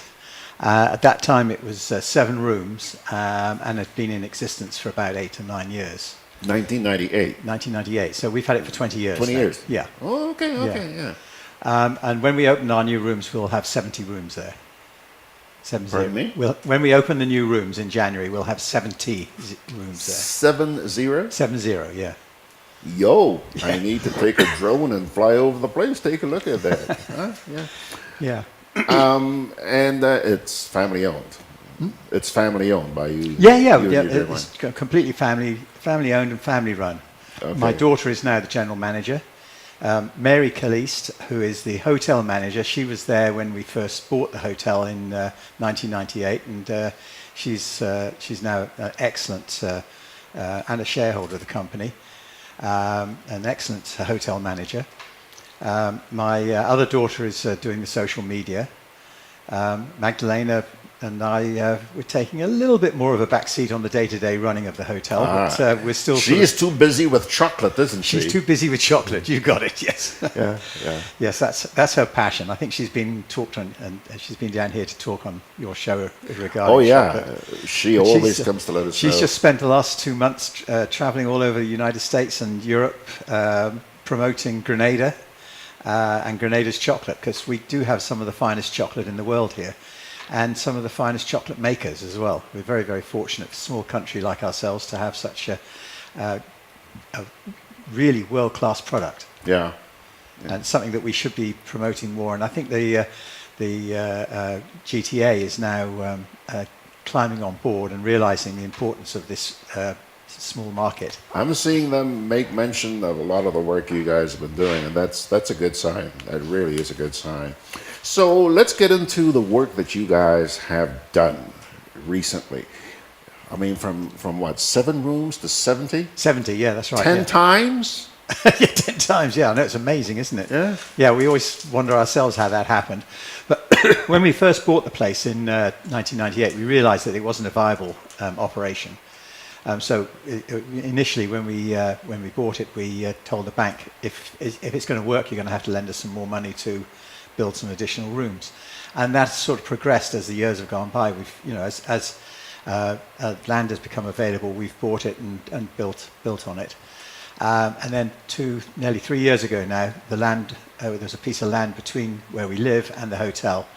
It came on the market, and in fact, we bought it from Paula LaTouche was our Oh, okay. Yeah, Okay. realtor. And of course, True Blue being True Blue, the price is absolutely astronomical there. I mean, insanity prices as far as land is concerned. So the only way to pay back the bank is to put some rooms on it and earn some money. So we put 21 rooms, 21 keys. So there's 4 suites and 17 standard hotel rooms. And they're really pretty as well. Magdalena's done a fantastic job in decorating them and doing the interior design. 21 and 4? Well, it's 17 rooms and 4 suites. That's 21. Okay, but then you mentioned, hold on a minute, I thought you said it's going to be 70 when you... 70 will be the total number of rooms for the whole hotel. Okay. So 70 for the whole hotel. when you started this expansion, how many rooms did you have? We had, that time we had 49. Ah, okay. Now Yeah, you're with it. now I'm there. Yeah, it takes me a little while. You know. Yeah, I'm okay. not That's as all right. not as young as Yeah, you were. my maths isn't that good either. So. Okay, so exactly, I want you to describe these rooms to us. You know, what exactly are you going after? Obviously, you've given a lot of thought to the future of Grenada's tourism industry. Yes. For you to put that kind of money in there, obviously you see something. Tell us about that. Well, we've been running at about between 75 and 85% occupancy year-round. Even in September, we managed to sort of creep above the 70 mark, which is one of the deadest months of the year. So we recognised that we had the potential to grow. We don't have a beach. True Blue doesn't have a beach, so it's so we really have to try hard to fill those rooms. So we have a very powerful marketing team, and we realised there's potential and there's growth. There's growth in tourism, and we want to be part of that growth. The airlift from the United States and Canada has improved. The airlift from the UK is still abysmally poor. But the US market is good at the moment. So with the university growing, albeit not a particularly high rate, but there's a lot of potential there. We get a lot of parents from the students coming to stay with us because we're closest to the university. University, yeah. Our rates are reasonable. So we're pretty confident we can fill the rooms. We've designed the rooms. We're putting 2 new pools in. And we've designed the rooms to be as environmentally friendly as possible. We've gone over the top in terms of insulating the rooms. And people often say, why are you insulating rooms in the Caribbean? You insulate against the cold. Actually, you insulate against the heat. Because it's the temperature variation between an ambient temperature within the room and the ambient temperature outside of the room.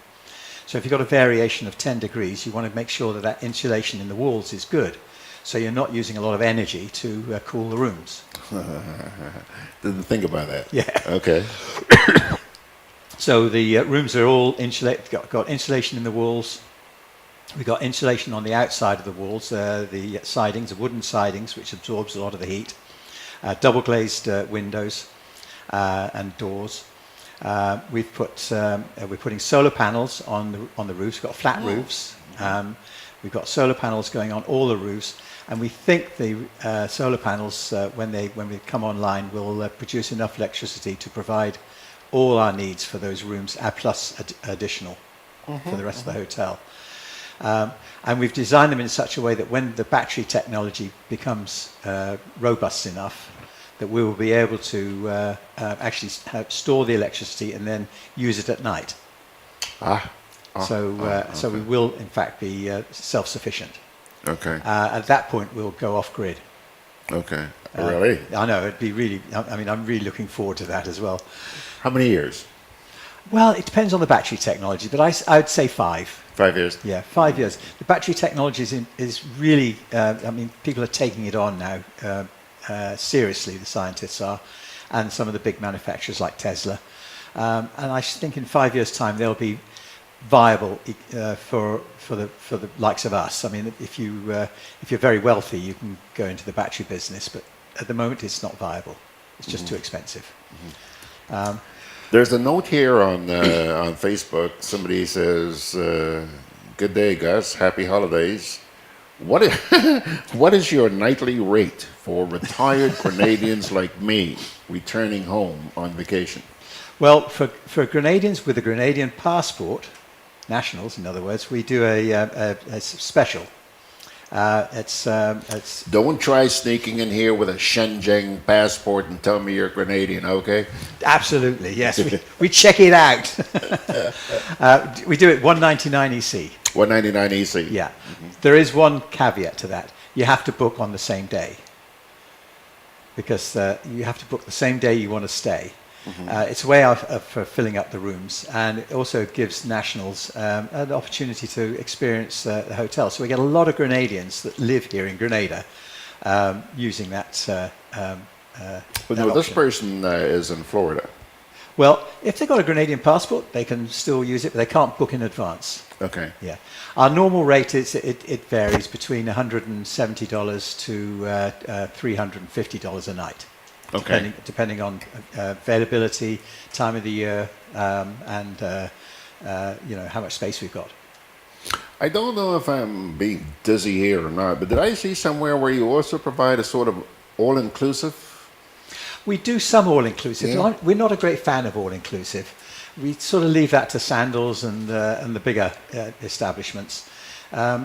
We really feel that when people come to Grenada, for our sort of tourists, we want them to experience Grenada and to go out and experience other restaurants, other facilities. All-inclusives tend to be for the big beach hotels where people just want to come and see sun and sand. We try to have the geo-tourists, people who want to go and experience the culture, experience Grenada, experience the great diversity that we have in Grenada, which is exceptional in the Caribbean. I mean, we've got everything to offer. So we do encourage our guests to do that. So all-inclusive tends to be limited to the dive groups and other groups that are coming in for specific reasons, Okay. rather than the general tourists. But you do provide diving, don't We do you? provide. Okay. And all-inclusives. what else? What else? Sorry, what? What else besides diving do you provide? Diving, well, we've got Marina. So Horizon Yacht Charters operates from the hotel. So people come down to charter yachts. So we get a lot of people coming. They stay for a couple of days, go out sailing for a week, and then come back and spend another week exploring Grenada. Okay. Something I'm very curious about. I mentioned that you obviously undertook a major investment with this project, but I read somewhere where people are actually attracted to resorts where some sort of effort is being made to preserve the environment. As a former manager of the Grenada Hotel and Tourism Association, I would imagine that you're exposed to the sort of markets out there and what they're demanding. But the fact that you have spent this sort of money on being environmentally conscious, do you think that's going to help your business in any way? Absolutely. I mean, it was a side benefit that we hadn't anticipated. But we always felt, my daughter is one of the drivers of this as well, but when she joined us 5-6 years ago, she said, Dad, I want us to try and reduce our waste. I want to reduce our waste to zero. And I said, well, that's a very ambitious target, but let's see what we can do. Well, we haven't managed to do that because recycling in Grenada is still an alien process. But we have reduced it by 60%, the amount of garbage that we produce for Perseverance. Perseverance is our dump, for those that don't know about it. Perseverance has a limited lifespan, and so we can recycle cardboard, metal, some plastics. Through the Hotel Association and Solid Waste, we're developing a program to crush glass. So we're developing these areas to reduce the amount of waste that we produce. I mean, plastic is one area that's horrendous in Grenada. And 3 years ago, the Grenada Hotel and Tourism Association, the GHTA, approached the government with a proposal to go to the Paris Accord to ban styrofoam. Well, unfortunately, the government didn't take it on at that time, but they have, in the last few months, they've actually passed a law banning styrofoam, which came into effect in September. And I think from January the 1st, you can no longer buy it. Right. Yeah, in Grenada, which is really, the drive came from the GHTA.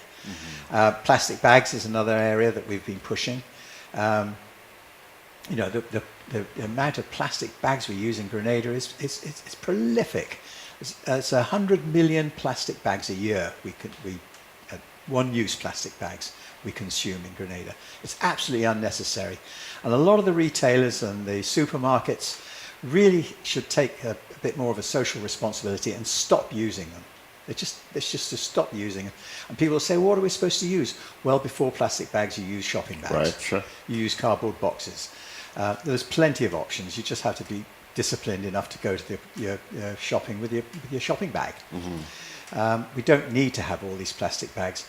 I mean, if you think of it, you go to the pharmacy to buy a tube of toothpaste. The toothpaste is already in a tube. It comes in a cardboard box, and then you put it in a black plastic bag. I mean, what's the point? Yeah. The same with, you go buy Coke. You know, they put it in a plastic bag, and you use a plastic straw to suck the Coke out of the can that's in a plastic bag. It's such a waste. And you know, we're a small nation, and we've got a beautiful, beautiful country. We need to preserve it. We need to take pride in our country, and one way we can do that is reduce the amount of waste that is produced.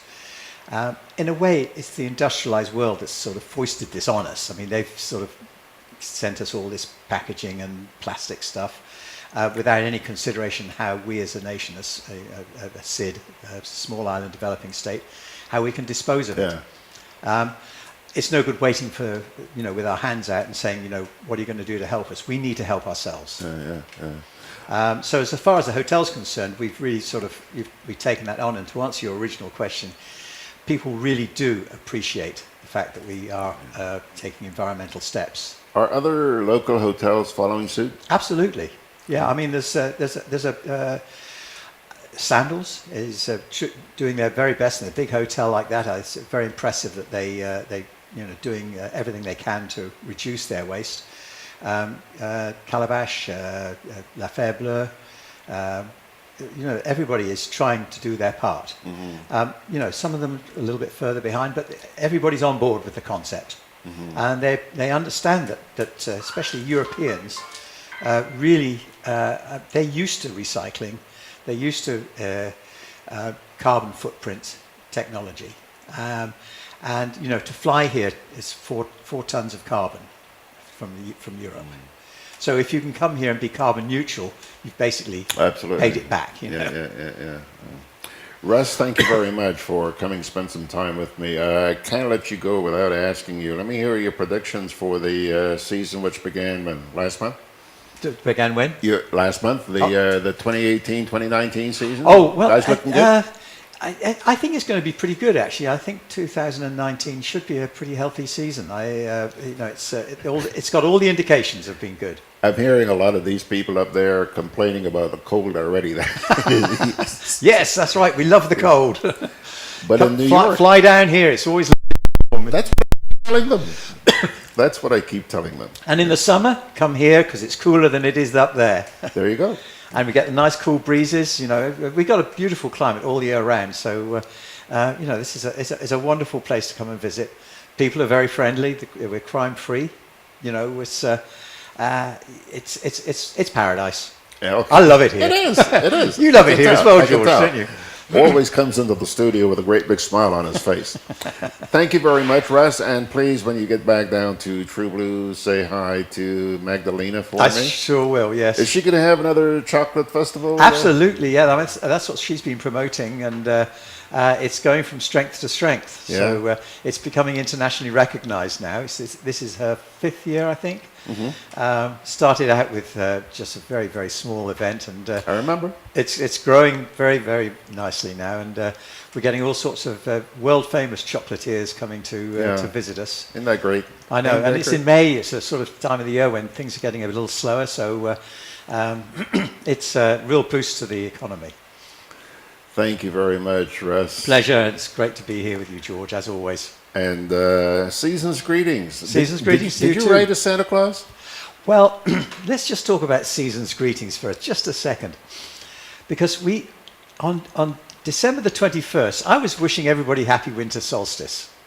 And everybody's looking at me with blank faces. What's winter solstice? Winter solstice is the shortest day of the year, which is, you know, the Christians got the date wrong a little bit. You know, they got it 3 days out. But not quite. Because winter solstice being the shortest day, that's when the sun is at its lowest on the horizon. Right. The sun then stays there for 3 days on the same place on the horizon, more or less. And then on the 3rd or 4th day, depending on how the years work, it starts to rise, which is Christmas Day. So season's greetings. You've obviously done your homework, Russ. Of course. Listen, as we are about to depart, somebody, God knows where he is today. This gentleman is Clive Devers. His home is in Toronto, but he travels a lot. And he has a note here. He says, he says Ray, but I think he means Russ. Okay. Has Russ considered, quote, off-the-shelf environmental advanced thinking, such as hotel room keys made from bioplastic material, or wood-based key with an e-chip rather than plastic, moving away from bottled water to located filtered water dispensers, complimentary refillable bottles, and other options designed to offer guests convenient and palatable alternatives to water in plastic bottles. I will respond to that. The plastic keys, we've been looking into that. So far, we can't find the technology that'll help us. But of course, once we have a plastic key, we encourage people to not take them with them. So they're recyclable. We reuse and reuse and reuse them. But the technology isn't there to use something that's biodegradable plastic yet. We're putting new locks into these rooms, and they still have the plastic keys, which is unfortunate. But it's a very small amount of plastic. The bottled water, we don't serve bottled water on the tables. We put filtered water in glass bottles. We have water dispensers around the property.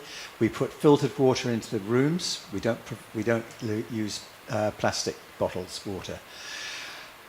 We discourage the purchase of plastic of water in plastic bottles by charging a lot of money for them. And we've really reduced the amount of bottled water we use by, probably about 90% over the last 3 or 4 years by these practices. But when you go to the restaurant, you don't get the option of plastic. You have to actually ask if you want water in a plastic bottle. The water we have in Grenada is really excellent. We're very fortunate. NOASA does a great job in purifying the water. They spend a lot of money doing it, and we should appreciate it. And except when we have some torrential rains, the water comes out, as you will confirm, George, and it comes out, it's really good drinking water. So all you have to do is just take just give it an extra filtration. You've got an excellent water product. We're on our way. We do all sorts of other stuff as well. Hey, listen, the door is open. Come on back, and anytime you've got something to talk about. All right, okay. Thank you, George. And then... Well, I've usually got something to talk about somewhere. and on any subject. Tell Mac, really, that's what I like about you. Whenever I'm stuck. Hey, Russ, you want to talk? Good to see you. Nice to see you too. Take it easy. Season's greetings to everyone. And all the best. Okie doke. Let's take a break. We'll come back. Juve chocolates, cocoa nibs, and cocoa balls from Diamond Estate Grenada are now available at Amazon.com, Amazon.ca, Amazon.co.uk, and GrenadaMarket.com. Try their sensational touch of nutmeg and a touch of ginger chocolates, 75% dark and rich, 100% pure cocoa, and their 60% dark and sweet chocolate bars today. Amazon Prime members enjoy free shipping on these orders in the USA, Canada, and Europe. GrenadaMarket.com. When you can't come to the island, the products of the island will come to you. Why wish upon a star? For a bank is better by far. Whatever you're wishing for this Christmas, will give you low interest and no fuss. Co-op Bank is making Christmas wishes come true. Fix up your home, treat your loved ones, and get everything on your Christmas list this year with our no-fuss loans. As we count down the 12 days to Christmas, you can win awesome prizes every day. Special terms and conditions apply. Christmas wishes come true with Co-op Bank and you. With free island-wide delivery, Hubbard's Building Supplies and Lumber Departments continue to provide the best quality lumber, steel, tiles, plumbing materials, electrical, and general hardware supplies at competitive prices. We continually consult with builders, homeowners, and contractors to improve product range and services. Enjoy discounts where applicable, including the use of credit and debit cards. At Hubbard's Building Supplies, Grandance, and Lumber Department, Caranage, we offer quality service, affordable prices, giving you the convenient, reliable, free island-wide delivery. Call 440-2087 for all your home improvement and building solutions.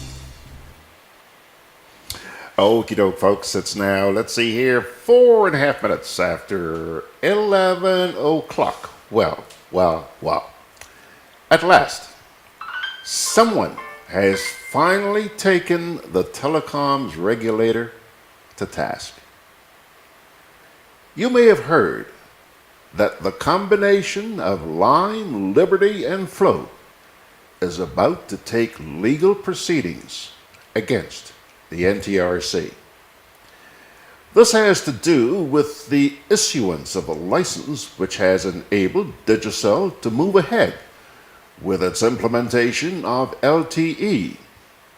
What is LTE? You've been hearing the term bandied about a lot in recent times, all over the place. It is a telecommunications standard for 4G wireless broadband technology that offers increased network capacity and speed to mobile device users. Here is the actual announcement, which was made in Parliament just a few days ago by Communications Minister Gregory Bowen.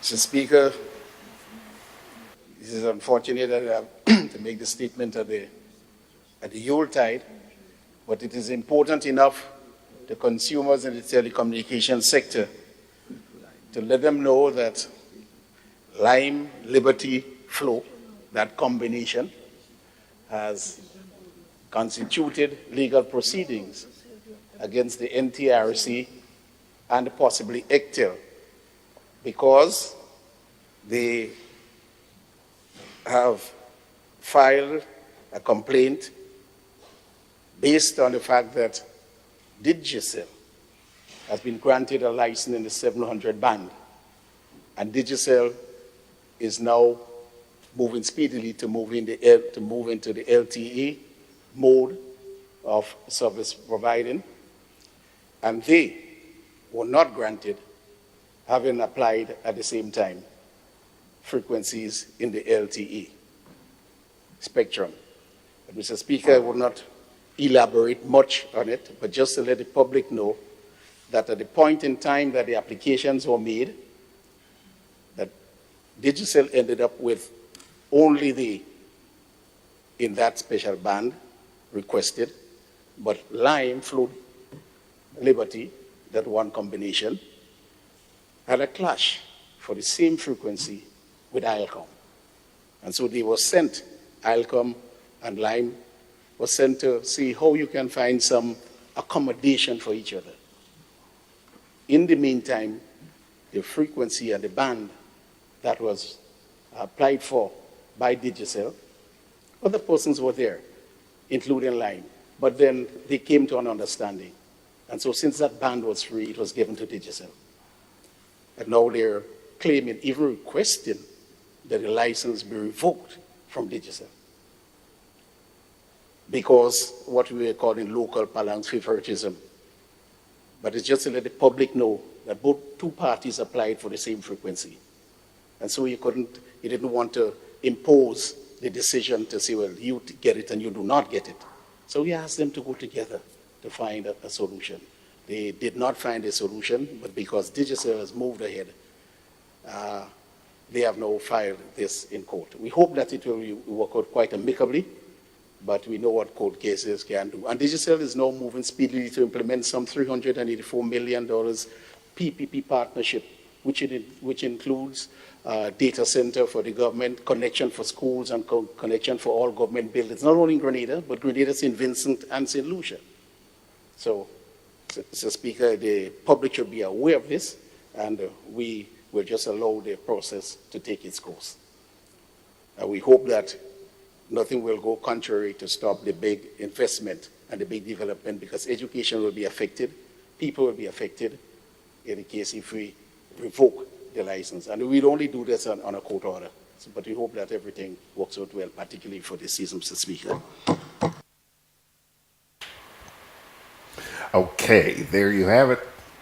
Minister Gregory Bowen talking in Parliament this past week about that impending lawsuit on the NTRC. Now, earlier on this morning, I mentioned to you that it looks like the age of retirement is going to be increased sometime next year. Huh? And our own former permanent secretary in the Ministry of Finance, now the governor of the Eastern Caribbean Central Bank, Timothy Antoine, was in Grenada this week to address an award ceremony. Actually, he delivered the featured address at that ceremony put on by the National Insurance Scheme. Early in the session, the Health Minister, Nicholas Steele, mentioned that there are plans underway to increase the retirement age. And as you're about to hear, he got some astounding support from the governor of the Eastern Caribbean Central Bank. Okay? Check this out. But let me start by saying, or asking the question, the Eastern Caribbean Central Bank and the National Insurance Scheme have several things in common. Can anyone name one? One thing that the NIS and the ECCB shares in common. Money?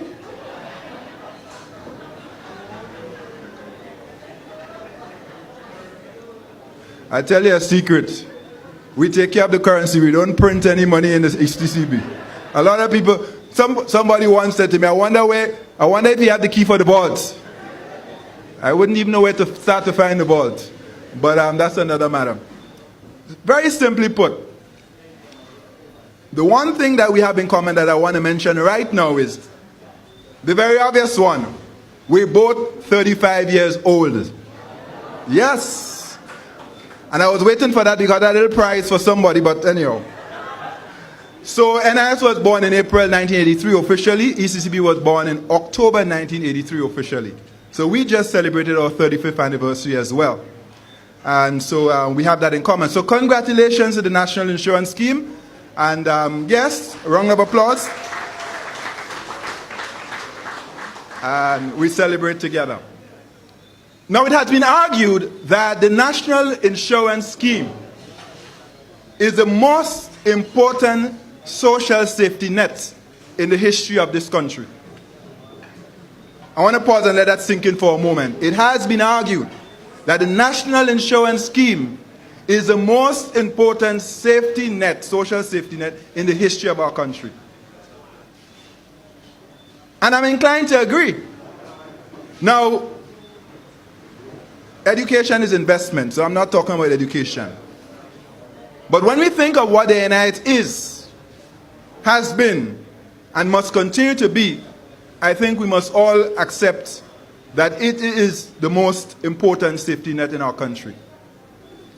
And it is more than a safety net. It's a pension fund, it's scholarships, homes, so many things have happened through the NIS that it behooves us to pay attention to its sustainability.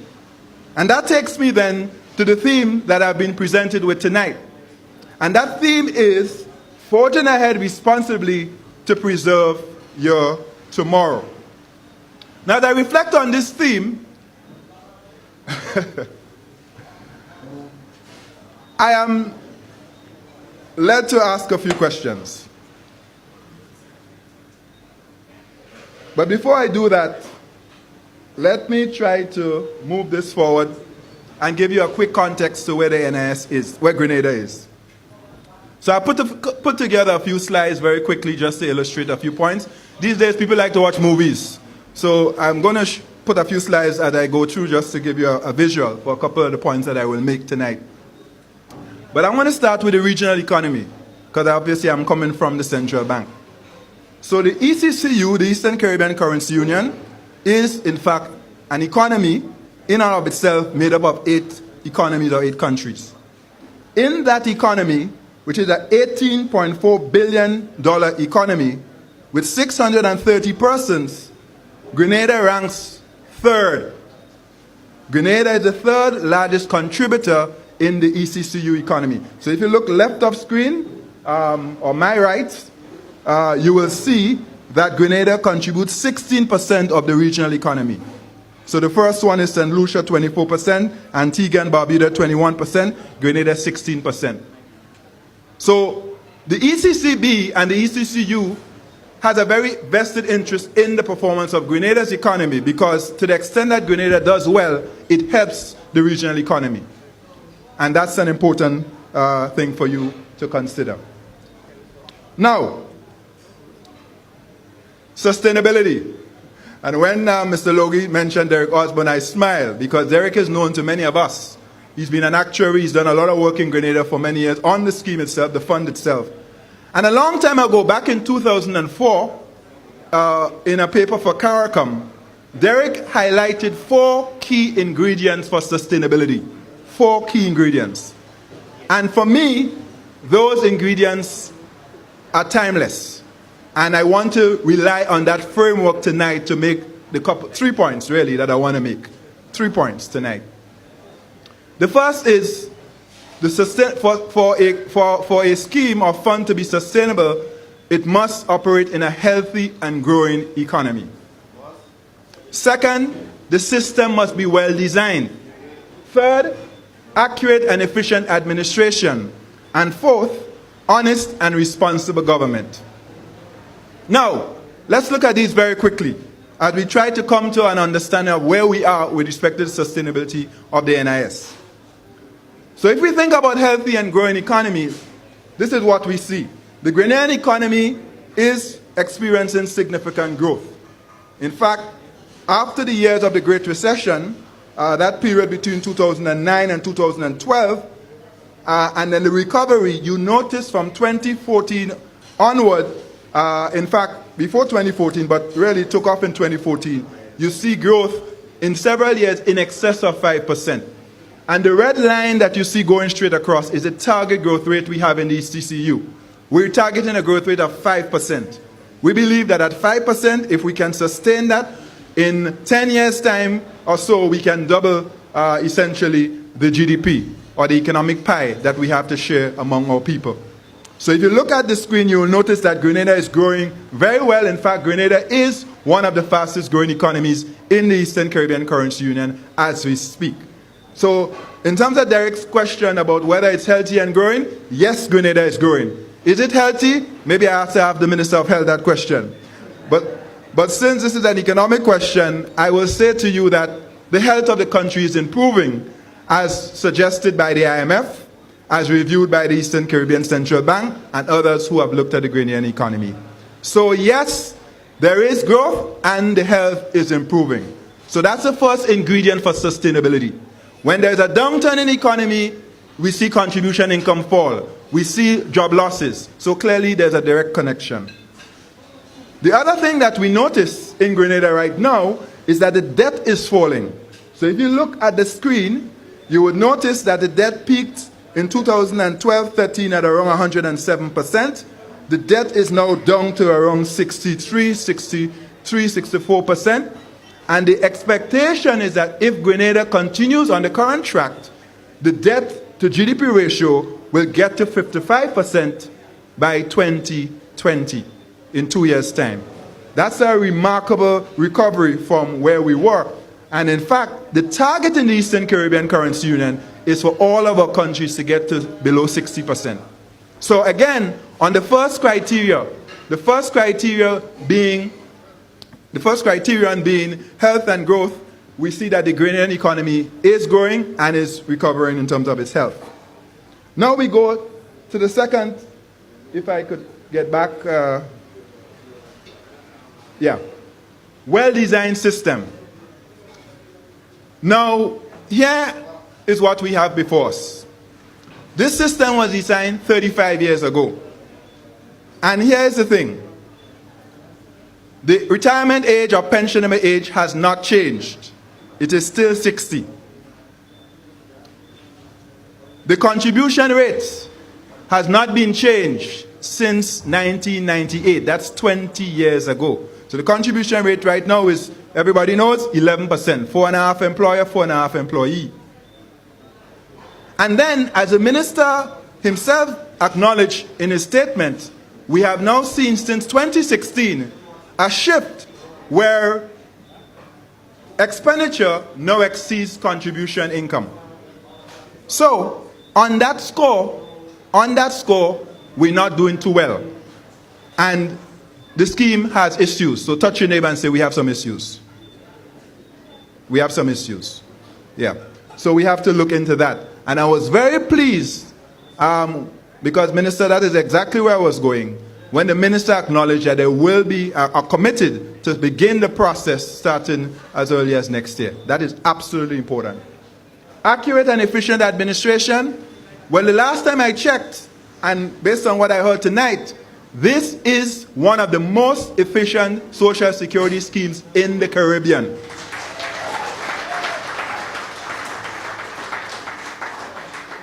So that is a check. That's high marks. And the final one that we want to look at is honest and responsible government. Mr. Logie spoke to you about the relationship between NIB and the government and the state. But I want to speak to responsible government.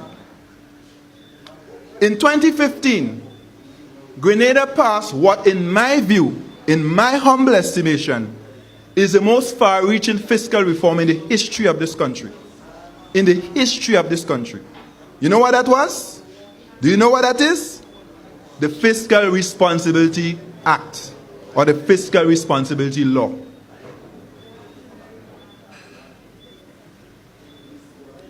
As somebody who worked in the Ministry of Finance and knows what it was to not be able to pay salaries on occasion, and knows what it was to have cash flow problems, where we owe in Tom, Dick, and Harry. When we started the homegrown program, one of the things I kept getting asked from very ordinary citizens as I moved around the country, helping to make the case for why we needed to make those sacrifices at that particular point in time. One of the things I constantly heard from people, P.S., Mr. Antoine, Timmy, how are we going to ensure that we're not back here in 5 years' time or 10 years' time, asking the nation to make the same sacrifices again? How are we going to make sure? And that question troubled me, preoccupied me, exercised me. And that was the motivation, folks. Some of you think it's the IMF. I have news for you tonight. That was the motivation for the Fiscal Responsibility Act. If you go back and check the records, in 2011, I called for that fiscal responsibility to be put in the Constitution of Grenada. Now, obviously, we can't get constitutional reform in Grenada. That we know how hard that is. And I knew it would be a high bar.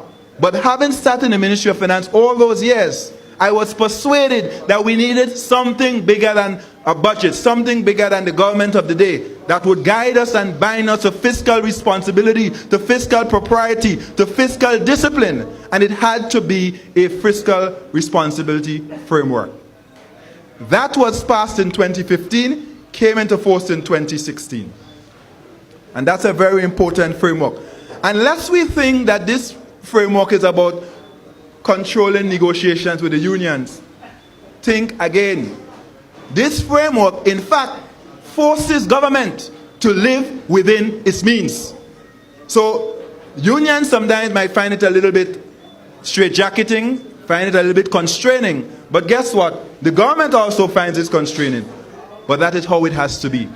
So, Mr. Logie, you have to understand how it warmed my heart this evening when I heard that government is up to date with their contributions to the NIS. That could not have been possible without the fiscal responsibility legislation. Because you see, after the program ended, it was very easy for the government to go back into its old spending, bad spending ways, spending money it did not have, and living above its mean, and then coming back to the nation and say, sacrifice is required again. And Grenadians, you need to understand this. Don't leave this in the hands of our politicians. And do not leave this in the hands of people on this side. Grenadians have to own this law, because ultimately the sustainability of government and the sustainability of the scheme is tied up in the behavior of the government. Do you know that if tomorrow NIS runs out of money, you know who has to bail out NIS? Who has to bail out NIS? Hello? You're not sure? Government has to bail out the NIS. But government has to have the means to bail out the NIS. And I could think of a couple countries which shall remain nameless right now, if called upon, cannot help their social security schemes. So this is a very, very important issue. And you have to be the guardians of fiscal responsibility. In Germany, no government is going to stay in office if they bad spend and they poor spend and they overspend. The German people understand, it's deep within their psyche. You have to manage well. And I'm saying to you this evening, it doesn't matter who is in government. Grenadians, we have to take responsibility and insist that the government manages its finances, puts its fiscal house in order, and keeps the house in order. That is what that fiscal responsibility legislation is all about. And that is what responsible government is all about. I move on before I wrap up. A few facts, some of which we have already seen, so I'm going to move through this very quickly. These are just some key facts about the NIS. And I noticed the coverage ratio at around 85%, which is good. The contributors are probably closer to 53,000 people now. That's about half the population right there. And we noticed the number of contributions to pensioners is around 6.3. That is actually falling because it was 7.6 in 2007. Remember how it works. It's an intergenerational transfer. You are paying today so that tomorrow, Mr. Logie now can go home and get his pension. Yes? We have to make sure that that is there. But when you retire 10 years from now or 20 years from now, we have to make sure that you too can get your pension. So those who contribute today have to pay for those who, and that's the way it works. So we have to watch that because that number is beginning to fall. Still relatively high because the scheme is not yet mature, but it's getting up there. Now, I want to then move very quickly to a couple selected issues because I want to make the point before I conclude that what the Social Security, what NIS is facing in Grenada is not unique to Grenada. It's not unique to Grenada. In fact, Social Security schemes all over the world are dealing with several challenges. And Mr. Logie mentioned the International Social Security Administration. Here are some of the challenges that they are dealing with right now. Aging. And what has been the response for aging? People living longer? It's raising the retirement age. So I want you to understand that when you hear raise the retirement age, some of you get concerned because you're thinking, I am about to retire in 5 years' time or 10 years' time, and instead of looking forward to retirement, I have to work longer. But this is the response to the retirement age, to the issue of aging. People are living longer. Retirement age has had to go up. Climate change, that's real. What does that mean for the NIS? It means that we have to look at our disaster plans. It means that we have to look at our business continuity plans because they will come. This is something in the central bank we constantly are looking at. Even right now, we are overhauling our plan again in light of the constant and existential threat that is climate change. High unemployment. Some countries, not Grenada, has introduced unemployment. But I remember after Hurricane Ivan, you will recall, for a short while, the government did introduce an unemployment benefit. The problem with that was good for the people involved, but it was not funded. So you understand the challenge there. If you go and you deliver benefits that are not funded, ultimately you are going to run into a challenge. And then what we notice globally, and that is you're going to see that more and more in Grenada, is a shift in the labor market. So more and more you're seeing people who are doing what they call in the gig economy, working for themselves. The people who drive Uber, the people who drive Lyft. You have people working in more and more automation. And so in some countries, they are now registering not just individuals or human beings, but they are also registering machines. Because they're saying if machines are going to work, and if in some cases machines are going to replace people, then machines will have to make a contribution as well, just to cover and to make sure that they continue to get their contribution. I kid you not, in Europe, they are beginning to register machines under Social Security to make sure that they can get their contribution. So I'm suggesting to NIS, you have to keep your eyes out for new areas of employment as the digital economy emerges and bring these people into the net and make them contributors to the scheme so that you can continue to grow the fund. Now, my recommendation before I conclude, and I only have 3. So the first recommendation, and I've already spoken to this, but I want to reiterate. Respect and adhere to Grenada's fiscal responsibility law. This is essential for both Grenada's fiscal and debt sustainability and the sustainability of the NIS. And the sustainability of the NIS. Remember what I told you. If NIS runs out of money, the state has to perform. The reason why the state is paying up now is because its fiscal house is in order. You want to keep that way. So you need to make sure government stays accountable in terms of its fiscal performance. The second recommendation, and these are some of the provisions. How many of you have actually read the fiscal responsibility law? How many people have read the fiscal responsibility? Could I see show of hands? All right. I want to give you a little homework. I'm sure you can find it somewhere on the Ministry of Finance website. Go and read the fiscal responsibility law. This law is not about politicians, it's not about unions, it's about you and getting your pension money from NIS when the time comes. So you got to take an interest. Go and read the law and ensure that the law is followed. I'm not going to go through this, but these are some of the key areas covered under the law. The second recommendation then is for government, because the government has to lead on this, not the National Insurance Board or the management. They have done their part.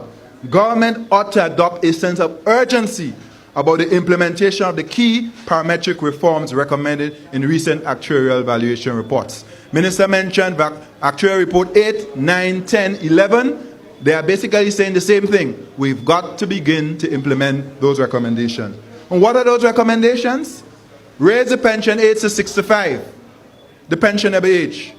Now some of you say, what? But we're late. In St. Kitts, it's 62. In Dominica, it's moving to 65. In St. Vincent, it's moving to 65, I think. In Barbados, it is 67. Where are we in Grenada? 60. We've got to get on with the retirement age. In fact, I remember back in 2011, I had suggested that for the government, and of course I was hoping NIS would do it with government, that we increase it over a 10-year period. So every other year we raise it by 1 year. So in 10 years' time, you increase it from 60 to 65. I noted the actual report said over 16 years. I'm actually a little more aggressive on that one, and I'm suggesting that we aim for over a 10-year period. With allowance for people who are close to retirement. So if you're close and you're almost there, you won't necessarily have to wait for 5 years to retire.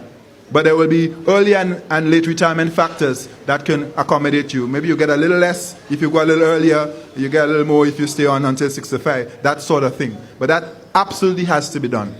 Increase the contribution rate to 11%. That is in the actuarial report. It's at 9%. It's been there for 20 years. It has got to increase. And what we need is a gradual increase.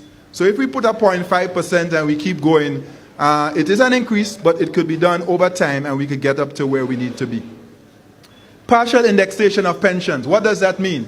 Some attempt to tie pensions, NIS pensions, with inflation. Because what happens is that over time, as inflation happens, the cost of living goes up, pensioners will find that in real terms, they are losing money or they're getting less money. And so right now in the government, that happens because what happens in the government right now with government pension? When government negotiates with the unions, the government pensioners get whatever increases are negotiated with the labor unions. So we need to see some kind of adjustment for pensioners in the NIS where there is some adjustment over time to take account of inflation. And that is what that recommendation is all about. The other recommendation, adopt a funding policy. That was already mentioned. Essentially, if we're going to fund the scheme, given what we have to deliver in benefits, we have to come up not just with an investment policy, which is great and which exists, but a funding policy. How much money must we raise? What must the return be to allow us to pay X benefits in X period of time? That funding policy now has to be developed. And then, of course, is the idea of automaticity. Rather than every 20 years coming and having this conversation, we need to build in automatic adjustments. So as we go and as the scheme grows and matures, you get to a point where you're not going back to government every time. You set it up, a 0.5 here, a 0.5 there, and over time, it's like saving. $100, $100, $100, you put a standing order, you forget the $100, you're not even seeing it when it come out, and then you wake up 3 years later and wow, you have $5,000 or whatever it is, and you say, ooh, I'm actually saving some money. But I did better by setting aside $100 every month through a standing order where I'm not even seeing it. So after a while, I don't even remember that it's coming out. That's the kind of approach we're going to need here to ensure that we could manage this in an optimal way. I'm almost done. A couple other recommendations. We need to continue to target the self-employed because what's happening is that the largest bulk of the employment in our country comes from small businesses and from a lot of self-employed people. And so I understand that the coverage ratio is growing or increasing, but we have to continue to bring these people in. Because remember, when they retire, if they do not have any means to fall back on, they're going to come to the government. So you want to get them making a contribution, helping to grow the fund, and also have something to collect when they can no longer work for themselves. National insurance scheme, national health insurance needs to be fully funded. So I fully support the idea of national health insurance. It makes sense. It's key to delivering health care, but it has to be fully funded. NIS can't pay for national health insurance. So the idea of leveraging the administration that already exists in NIS makes perfect sense. And that's what is being done. You don't have to build another structure that you have to pay for. NIS already has an efficient structure. You leverage that structure. That is what is proposed. That makes a lot of sense. But the actual paying of healthcare benefits must come from a different source in terms of funding. And I know the government is considering that. So I want to be very clear. I support health insurance, but NIS, it has to be funded in addition to what is happening with NIS.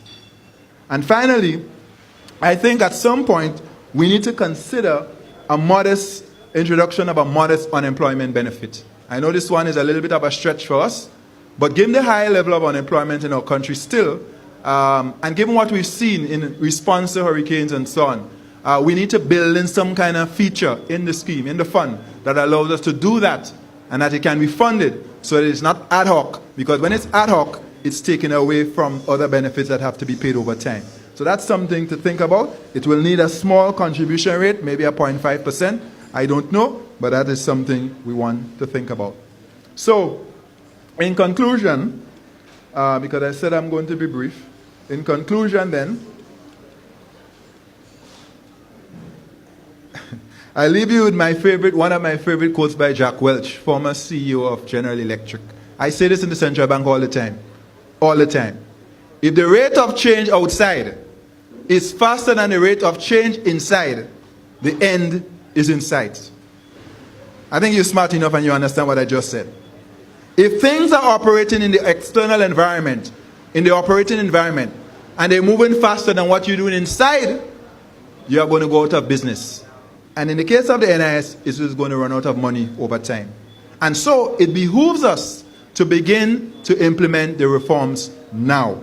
If we do that, then we can ensure the sustainability of the NIS long into the future, so that when some of us, including myself, ultimately retire, we will have something to get.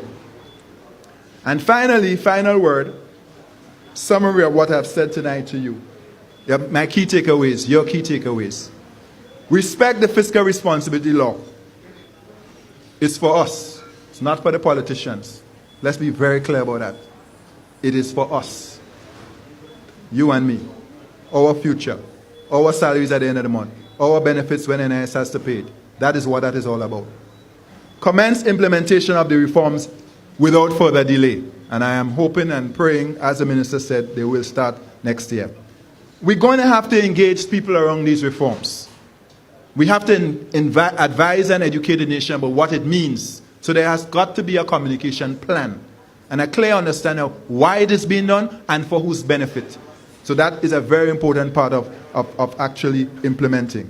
And finally, and I didn't touch on it much tonight, we have to collaborate. A lot of the issues that the Social Security NIS is facing are issues that are being faced across the region. Some are more dire than others. And one of the things, for example, that the ECCB has been encouraging is a pooling of reserves, pooling of resources to invest to get better returns. I have engaged the Social Security schemes on this point. I have engaged the World Bank on this issue. The World Bank is willing to partner with us. Because what happens sometimes is that they're investing, but when you look at what they have to pay for the money managers, it's not working out. It's too expensive.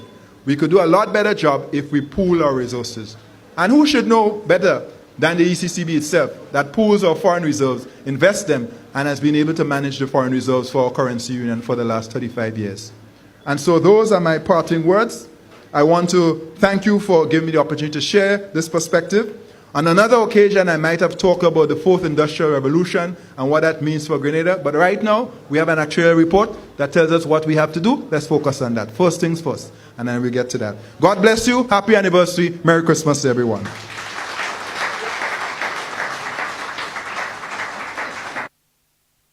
Okie dokie, there you have it. Governor of the Eastern Caribbean Central Bank, Timothy Antoine, as he addressed an anniversary party of the National Insurance Scheme here in Grenada recently. Main topic, increasing the retirement age, increasing the retirement age from 60. Now, some comments were made while you were listening to that address, and I want to share some of those with you. First of all here,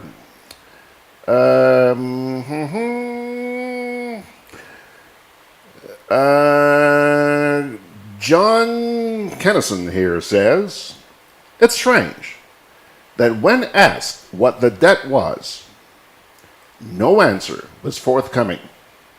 Yet, now we're told that it's coming down. So says John on Facebook. Kipling Francis says, undermining the NDC here. Here he is praising a useless, lying government, all to his ego. What a shame. So says Kipling. Ryan says, I don't believe in increasing Grenada's pension age from 60. Bob Marishow responds by saying, yes, Ryan, that's a double-edged sword. But I agree with him. The major question is what impact it has on employment, and is that a good trade-off? Need the data.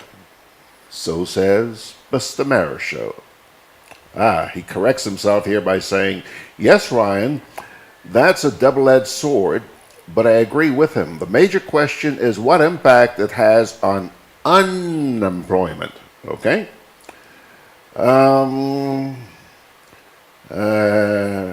Ryan says, I enjoy being a pensioner, and I worked hard for it. Kipling says, a well-given speech full of illusions, misinformation, a speech for the stooges. Bob Marichaux says, he did not touch on that important variable, inflation. Now, those are the comments during Mr. Antoine's address. And you'll have to forgive me for this, but after I played that piece a little while ago while I was playing that piece by Minister Gregory Bowen, there were some comments also being made. But unfortunately, in my mad rush to remain on track, on time, I skipped those. I want to bring them to you right now. Margaret says, and this isn't, again, remember, this is in response to what Mr. Bowen said when he spoke about the suit against the NTRC. Margaret says, you know, there's an old saying that it is better to sit quietly and let people think you're a fool than to speak and make them certain.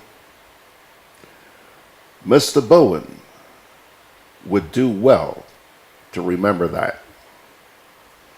You know, the first person I ever heard with that saying was Margaret, and I see it's ingrained in you, eh?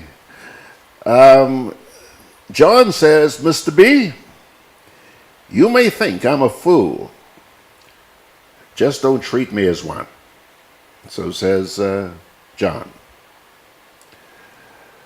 Ryan says, I thought that Grenada already had the LTE 4G mobile communication data speed standard. Think again. As far as I know, Ryan, it's just been rolled out here. I know that we've had 4G. I don't know the difference between 4G and LTE, but anyhow, it's a lot of talk in the media right now, all over the place, all over social media, about LTE being the thing right now. Bob Marichaux says, second major lawsuit involving a utility company. My suggestion to government is to divest itself and let it be run by a body of, say, 7 people with 3 appointed by government. Okay, folks, I think we're all caught up on the Facebook comments there. Is there anything else on Rumble Chat? Hang on a second. No. Mango Coop was the last person there on Rumble Chat. There's one more piece I want to play for you, and believe it or not, this will come to you from none other than our Prime Minister, Dr. Keith Mitchell. But just before I get to that, take a look at this. Hubbard's, bringing you Frigidaire Christmas cheer. With the purchase of any Frigidaire fridge, freezer, stove, washer, or air conditioning unit, you get a free 3-piece Frigidaire non-stick pot set. Come into our appliance department on the Carronage and Building Supplies Grandance to get your trusted Frigidaire products and enhance your cooking this Christmas. Offer available while stocks last. Hubbard's, quality service, affordable prices.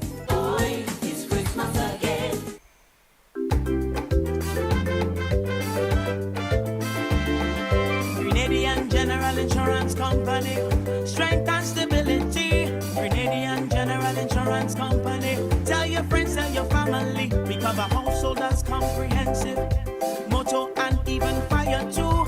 Contractors all risk burglary, public liability.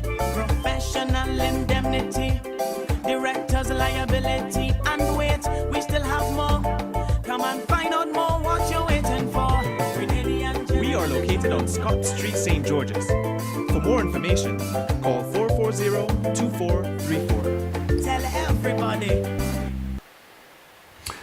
Alrighty, folks. All right.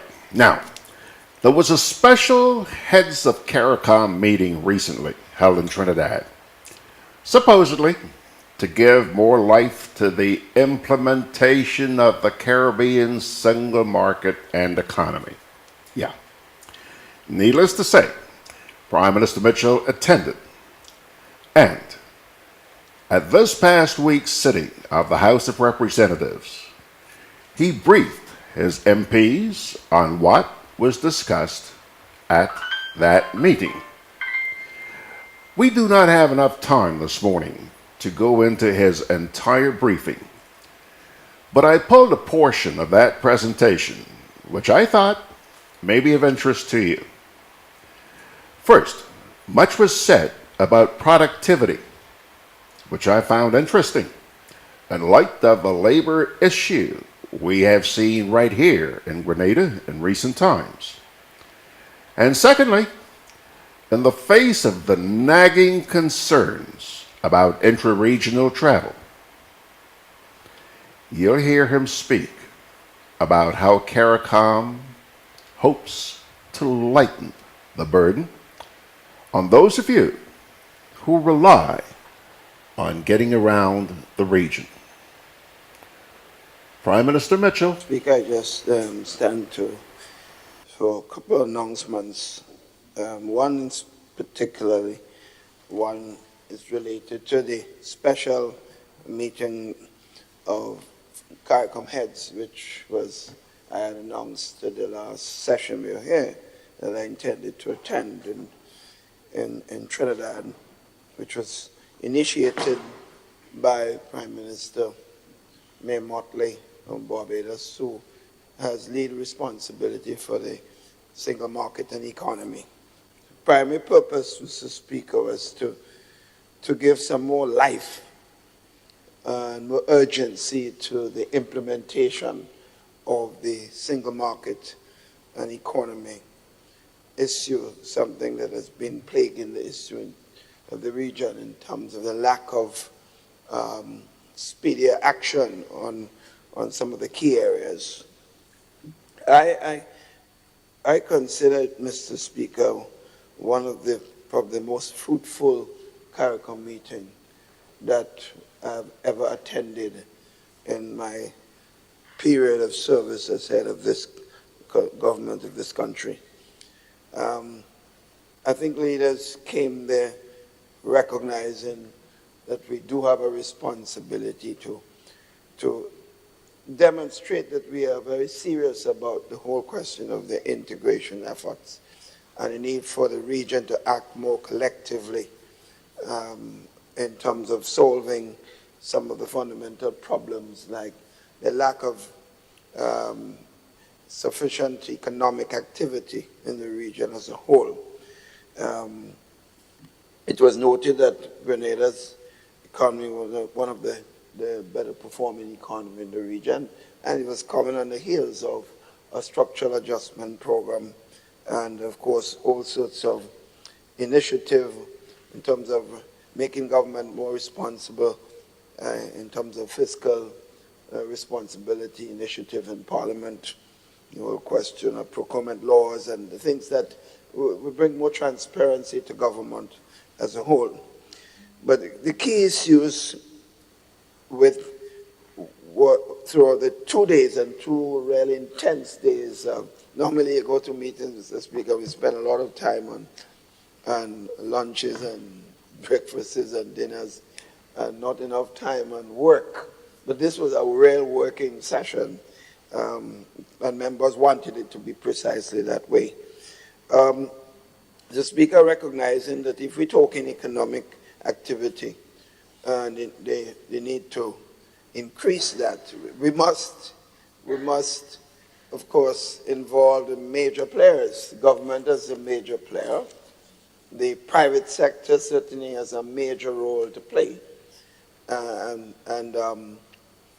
the trade union movement, which represents the workers of our countries in the region, clearly also have a major roles to play.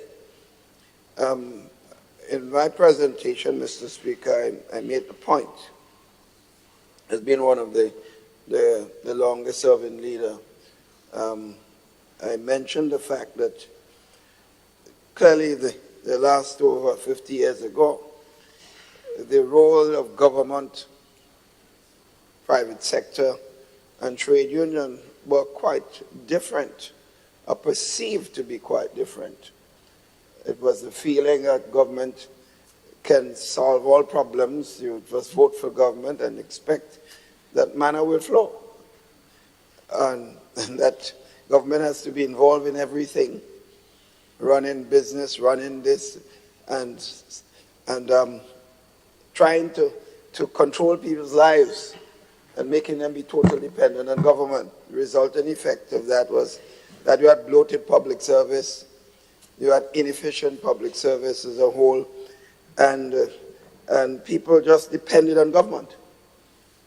Clearly, we've seen the fallacy of this particular approach, in that you had high taxes and a system that stymied initiative and growth, and had caused major problems.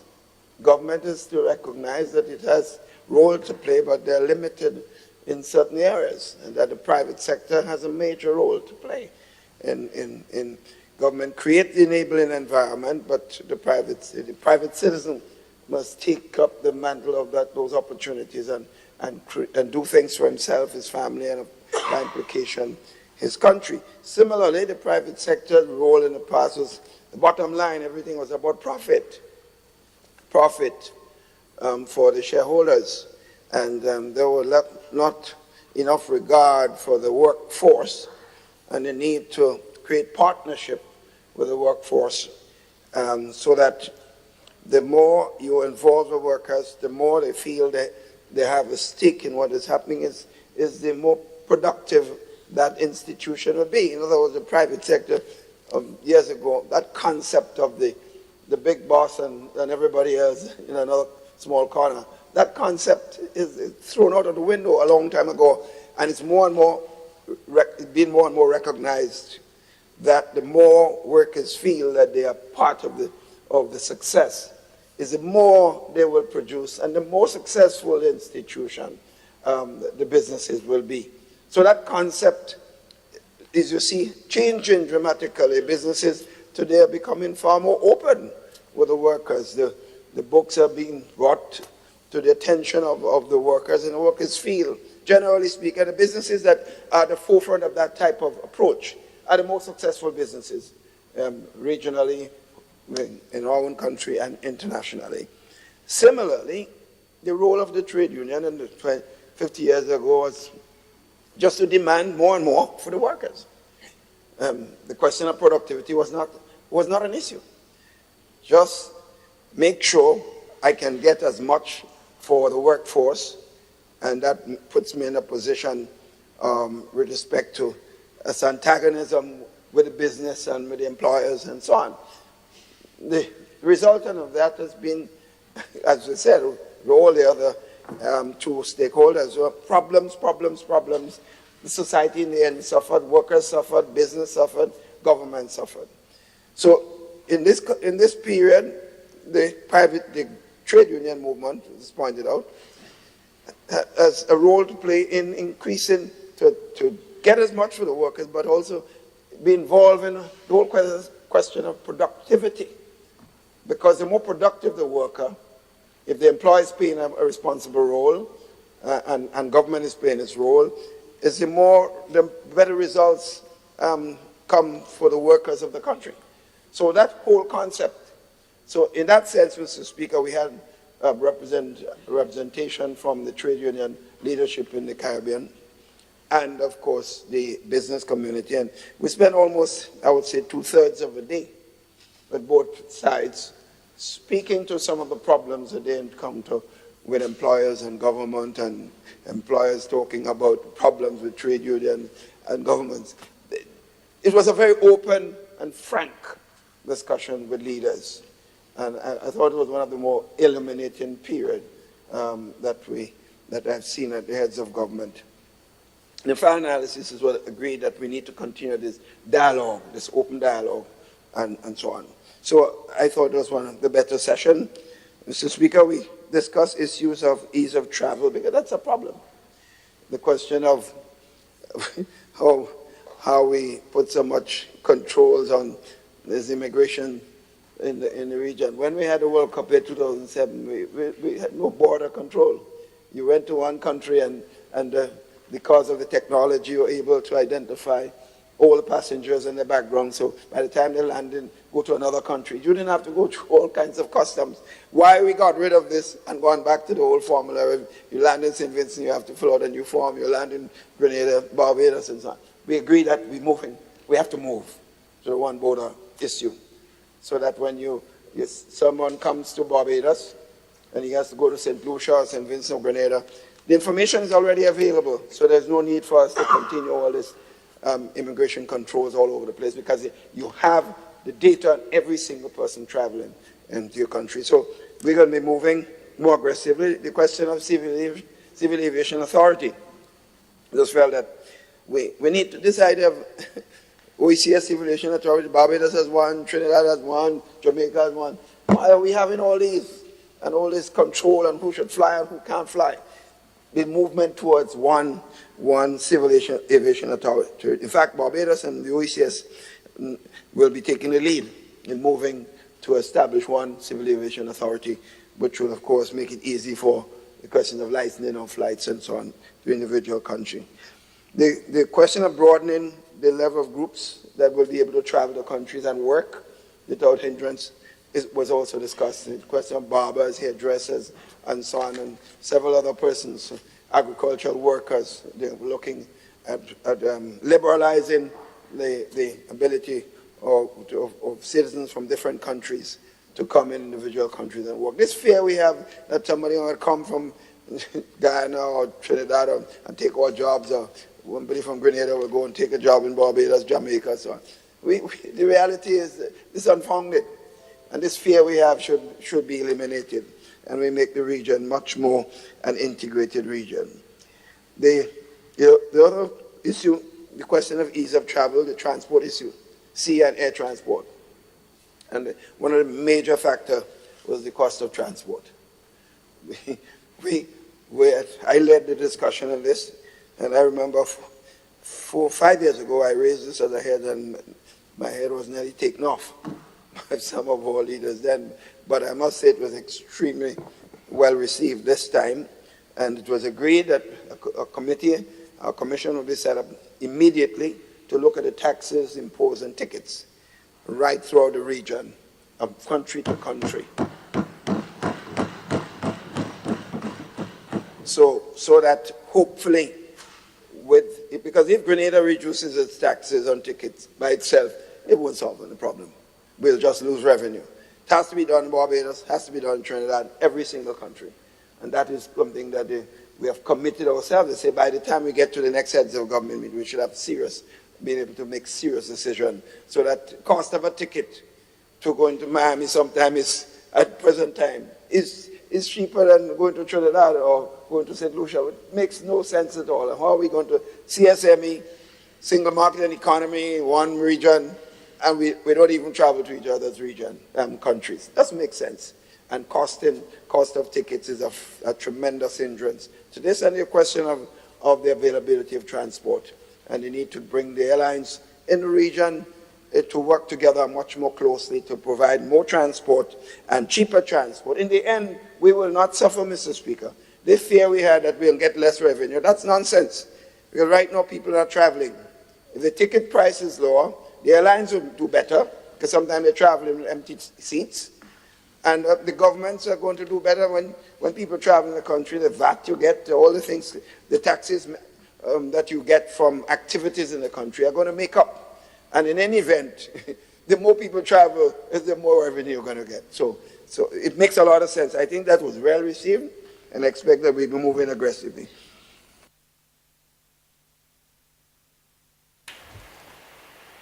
I'm here. Hold on a sec. Don't go. Folks, we're almost at the end, almost right there at the end. Before I go, though, there's a comment that was placed here on Facebook by Margaret. Margaret says, rather ironic that Dr. Mitchell is the person talking about manna-flowing mentality and dependency when he was the chief architect of that mentality. What happened? The coffer's running dry or what? So says Margaret. Now, you get the last word, Margaret. I'm going to get the last word now. Folks, you have probably noticed this morning, those of you who have been joining us for this program on a Sunday morning know the hell we have gone through with our stream. And I am sure that it has not gone unnoticed that this morning we had the best Sunday morning stream we have had in eons. Thanks to the work of Digicel this past week. Thank you. Friday, uninterrupted. Thursday, uninterrupted. And this morning, uninterrupted. So please, we bitch when we have to, justifiably so. But please, I invite you to join me in saluting Digicel for what, I don't know what they did, but whatever they did, they got this thing sorted out. Let's keep our pinkies crossed that it's going to continue through the coming week. By the way, let me also remind you, there will be no Good Day Grenada on Tuesday and Wednesday morning, but we will be there tomorrow morning, and we will also return, God willing, on Thursday and Friday. And then, of course, we'll see you next Sunday. Now, finally, it's been a pretty damn good morning. I have collected a lot of loot this morning. Must be Christmas. I want to say thanks to Paula for that beautiful bottle of wine that she brought to me this morning and a bag of limes. You also heard me mention when Russ arrived earlier on that he was wearing a hat. Well, I want you to take a look. Take a look. What do you think?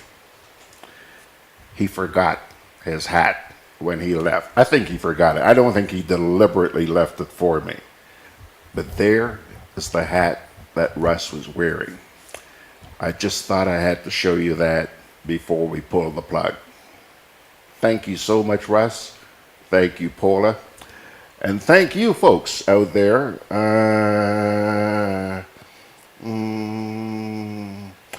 Ryan says here, yes, Gigi, Digicel gave you a refreshingly strong stream. John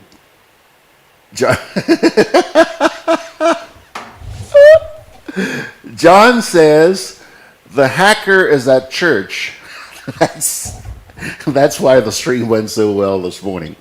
And Bob Marisho says, great job, Digicel. Digicel, I hope you guys are listening. You did promise me that you'd be monitoring the broadcast, so thank you so much. Pilgrims, let's part with a word from the Holy Scriptures. Psalm 103, verses 2 to 5. Praise the Lord, O my soul, and forget not all his benefits, who forgives all your sins and heals all your diseases, who redeems your life from the pit and crowns you with love and compassion, who satisfies your desires with good things, so that your youth is renewed like the eagles. Psalm 103, 2 to 5. On that note, pilgrims, thanks a lot for joining me this morning. I'm so pumped up. I have a real big appetite today. I'm going to eat some limes and drink some wine. God bless you, my dear friends, and let's get together again tomorrow morning for the very next edition of Good Day Grenada. And may I take this opportunity to wish you and yours a very blessed and safe and enjoyable Christmas season. So long.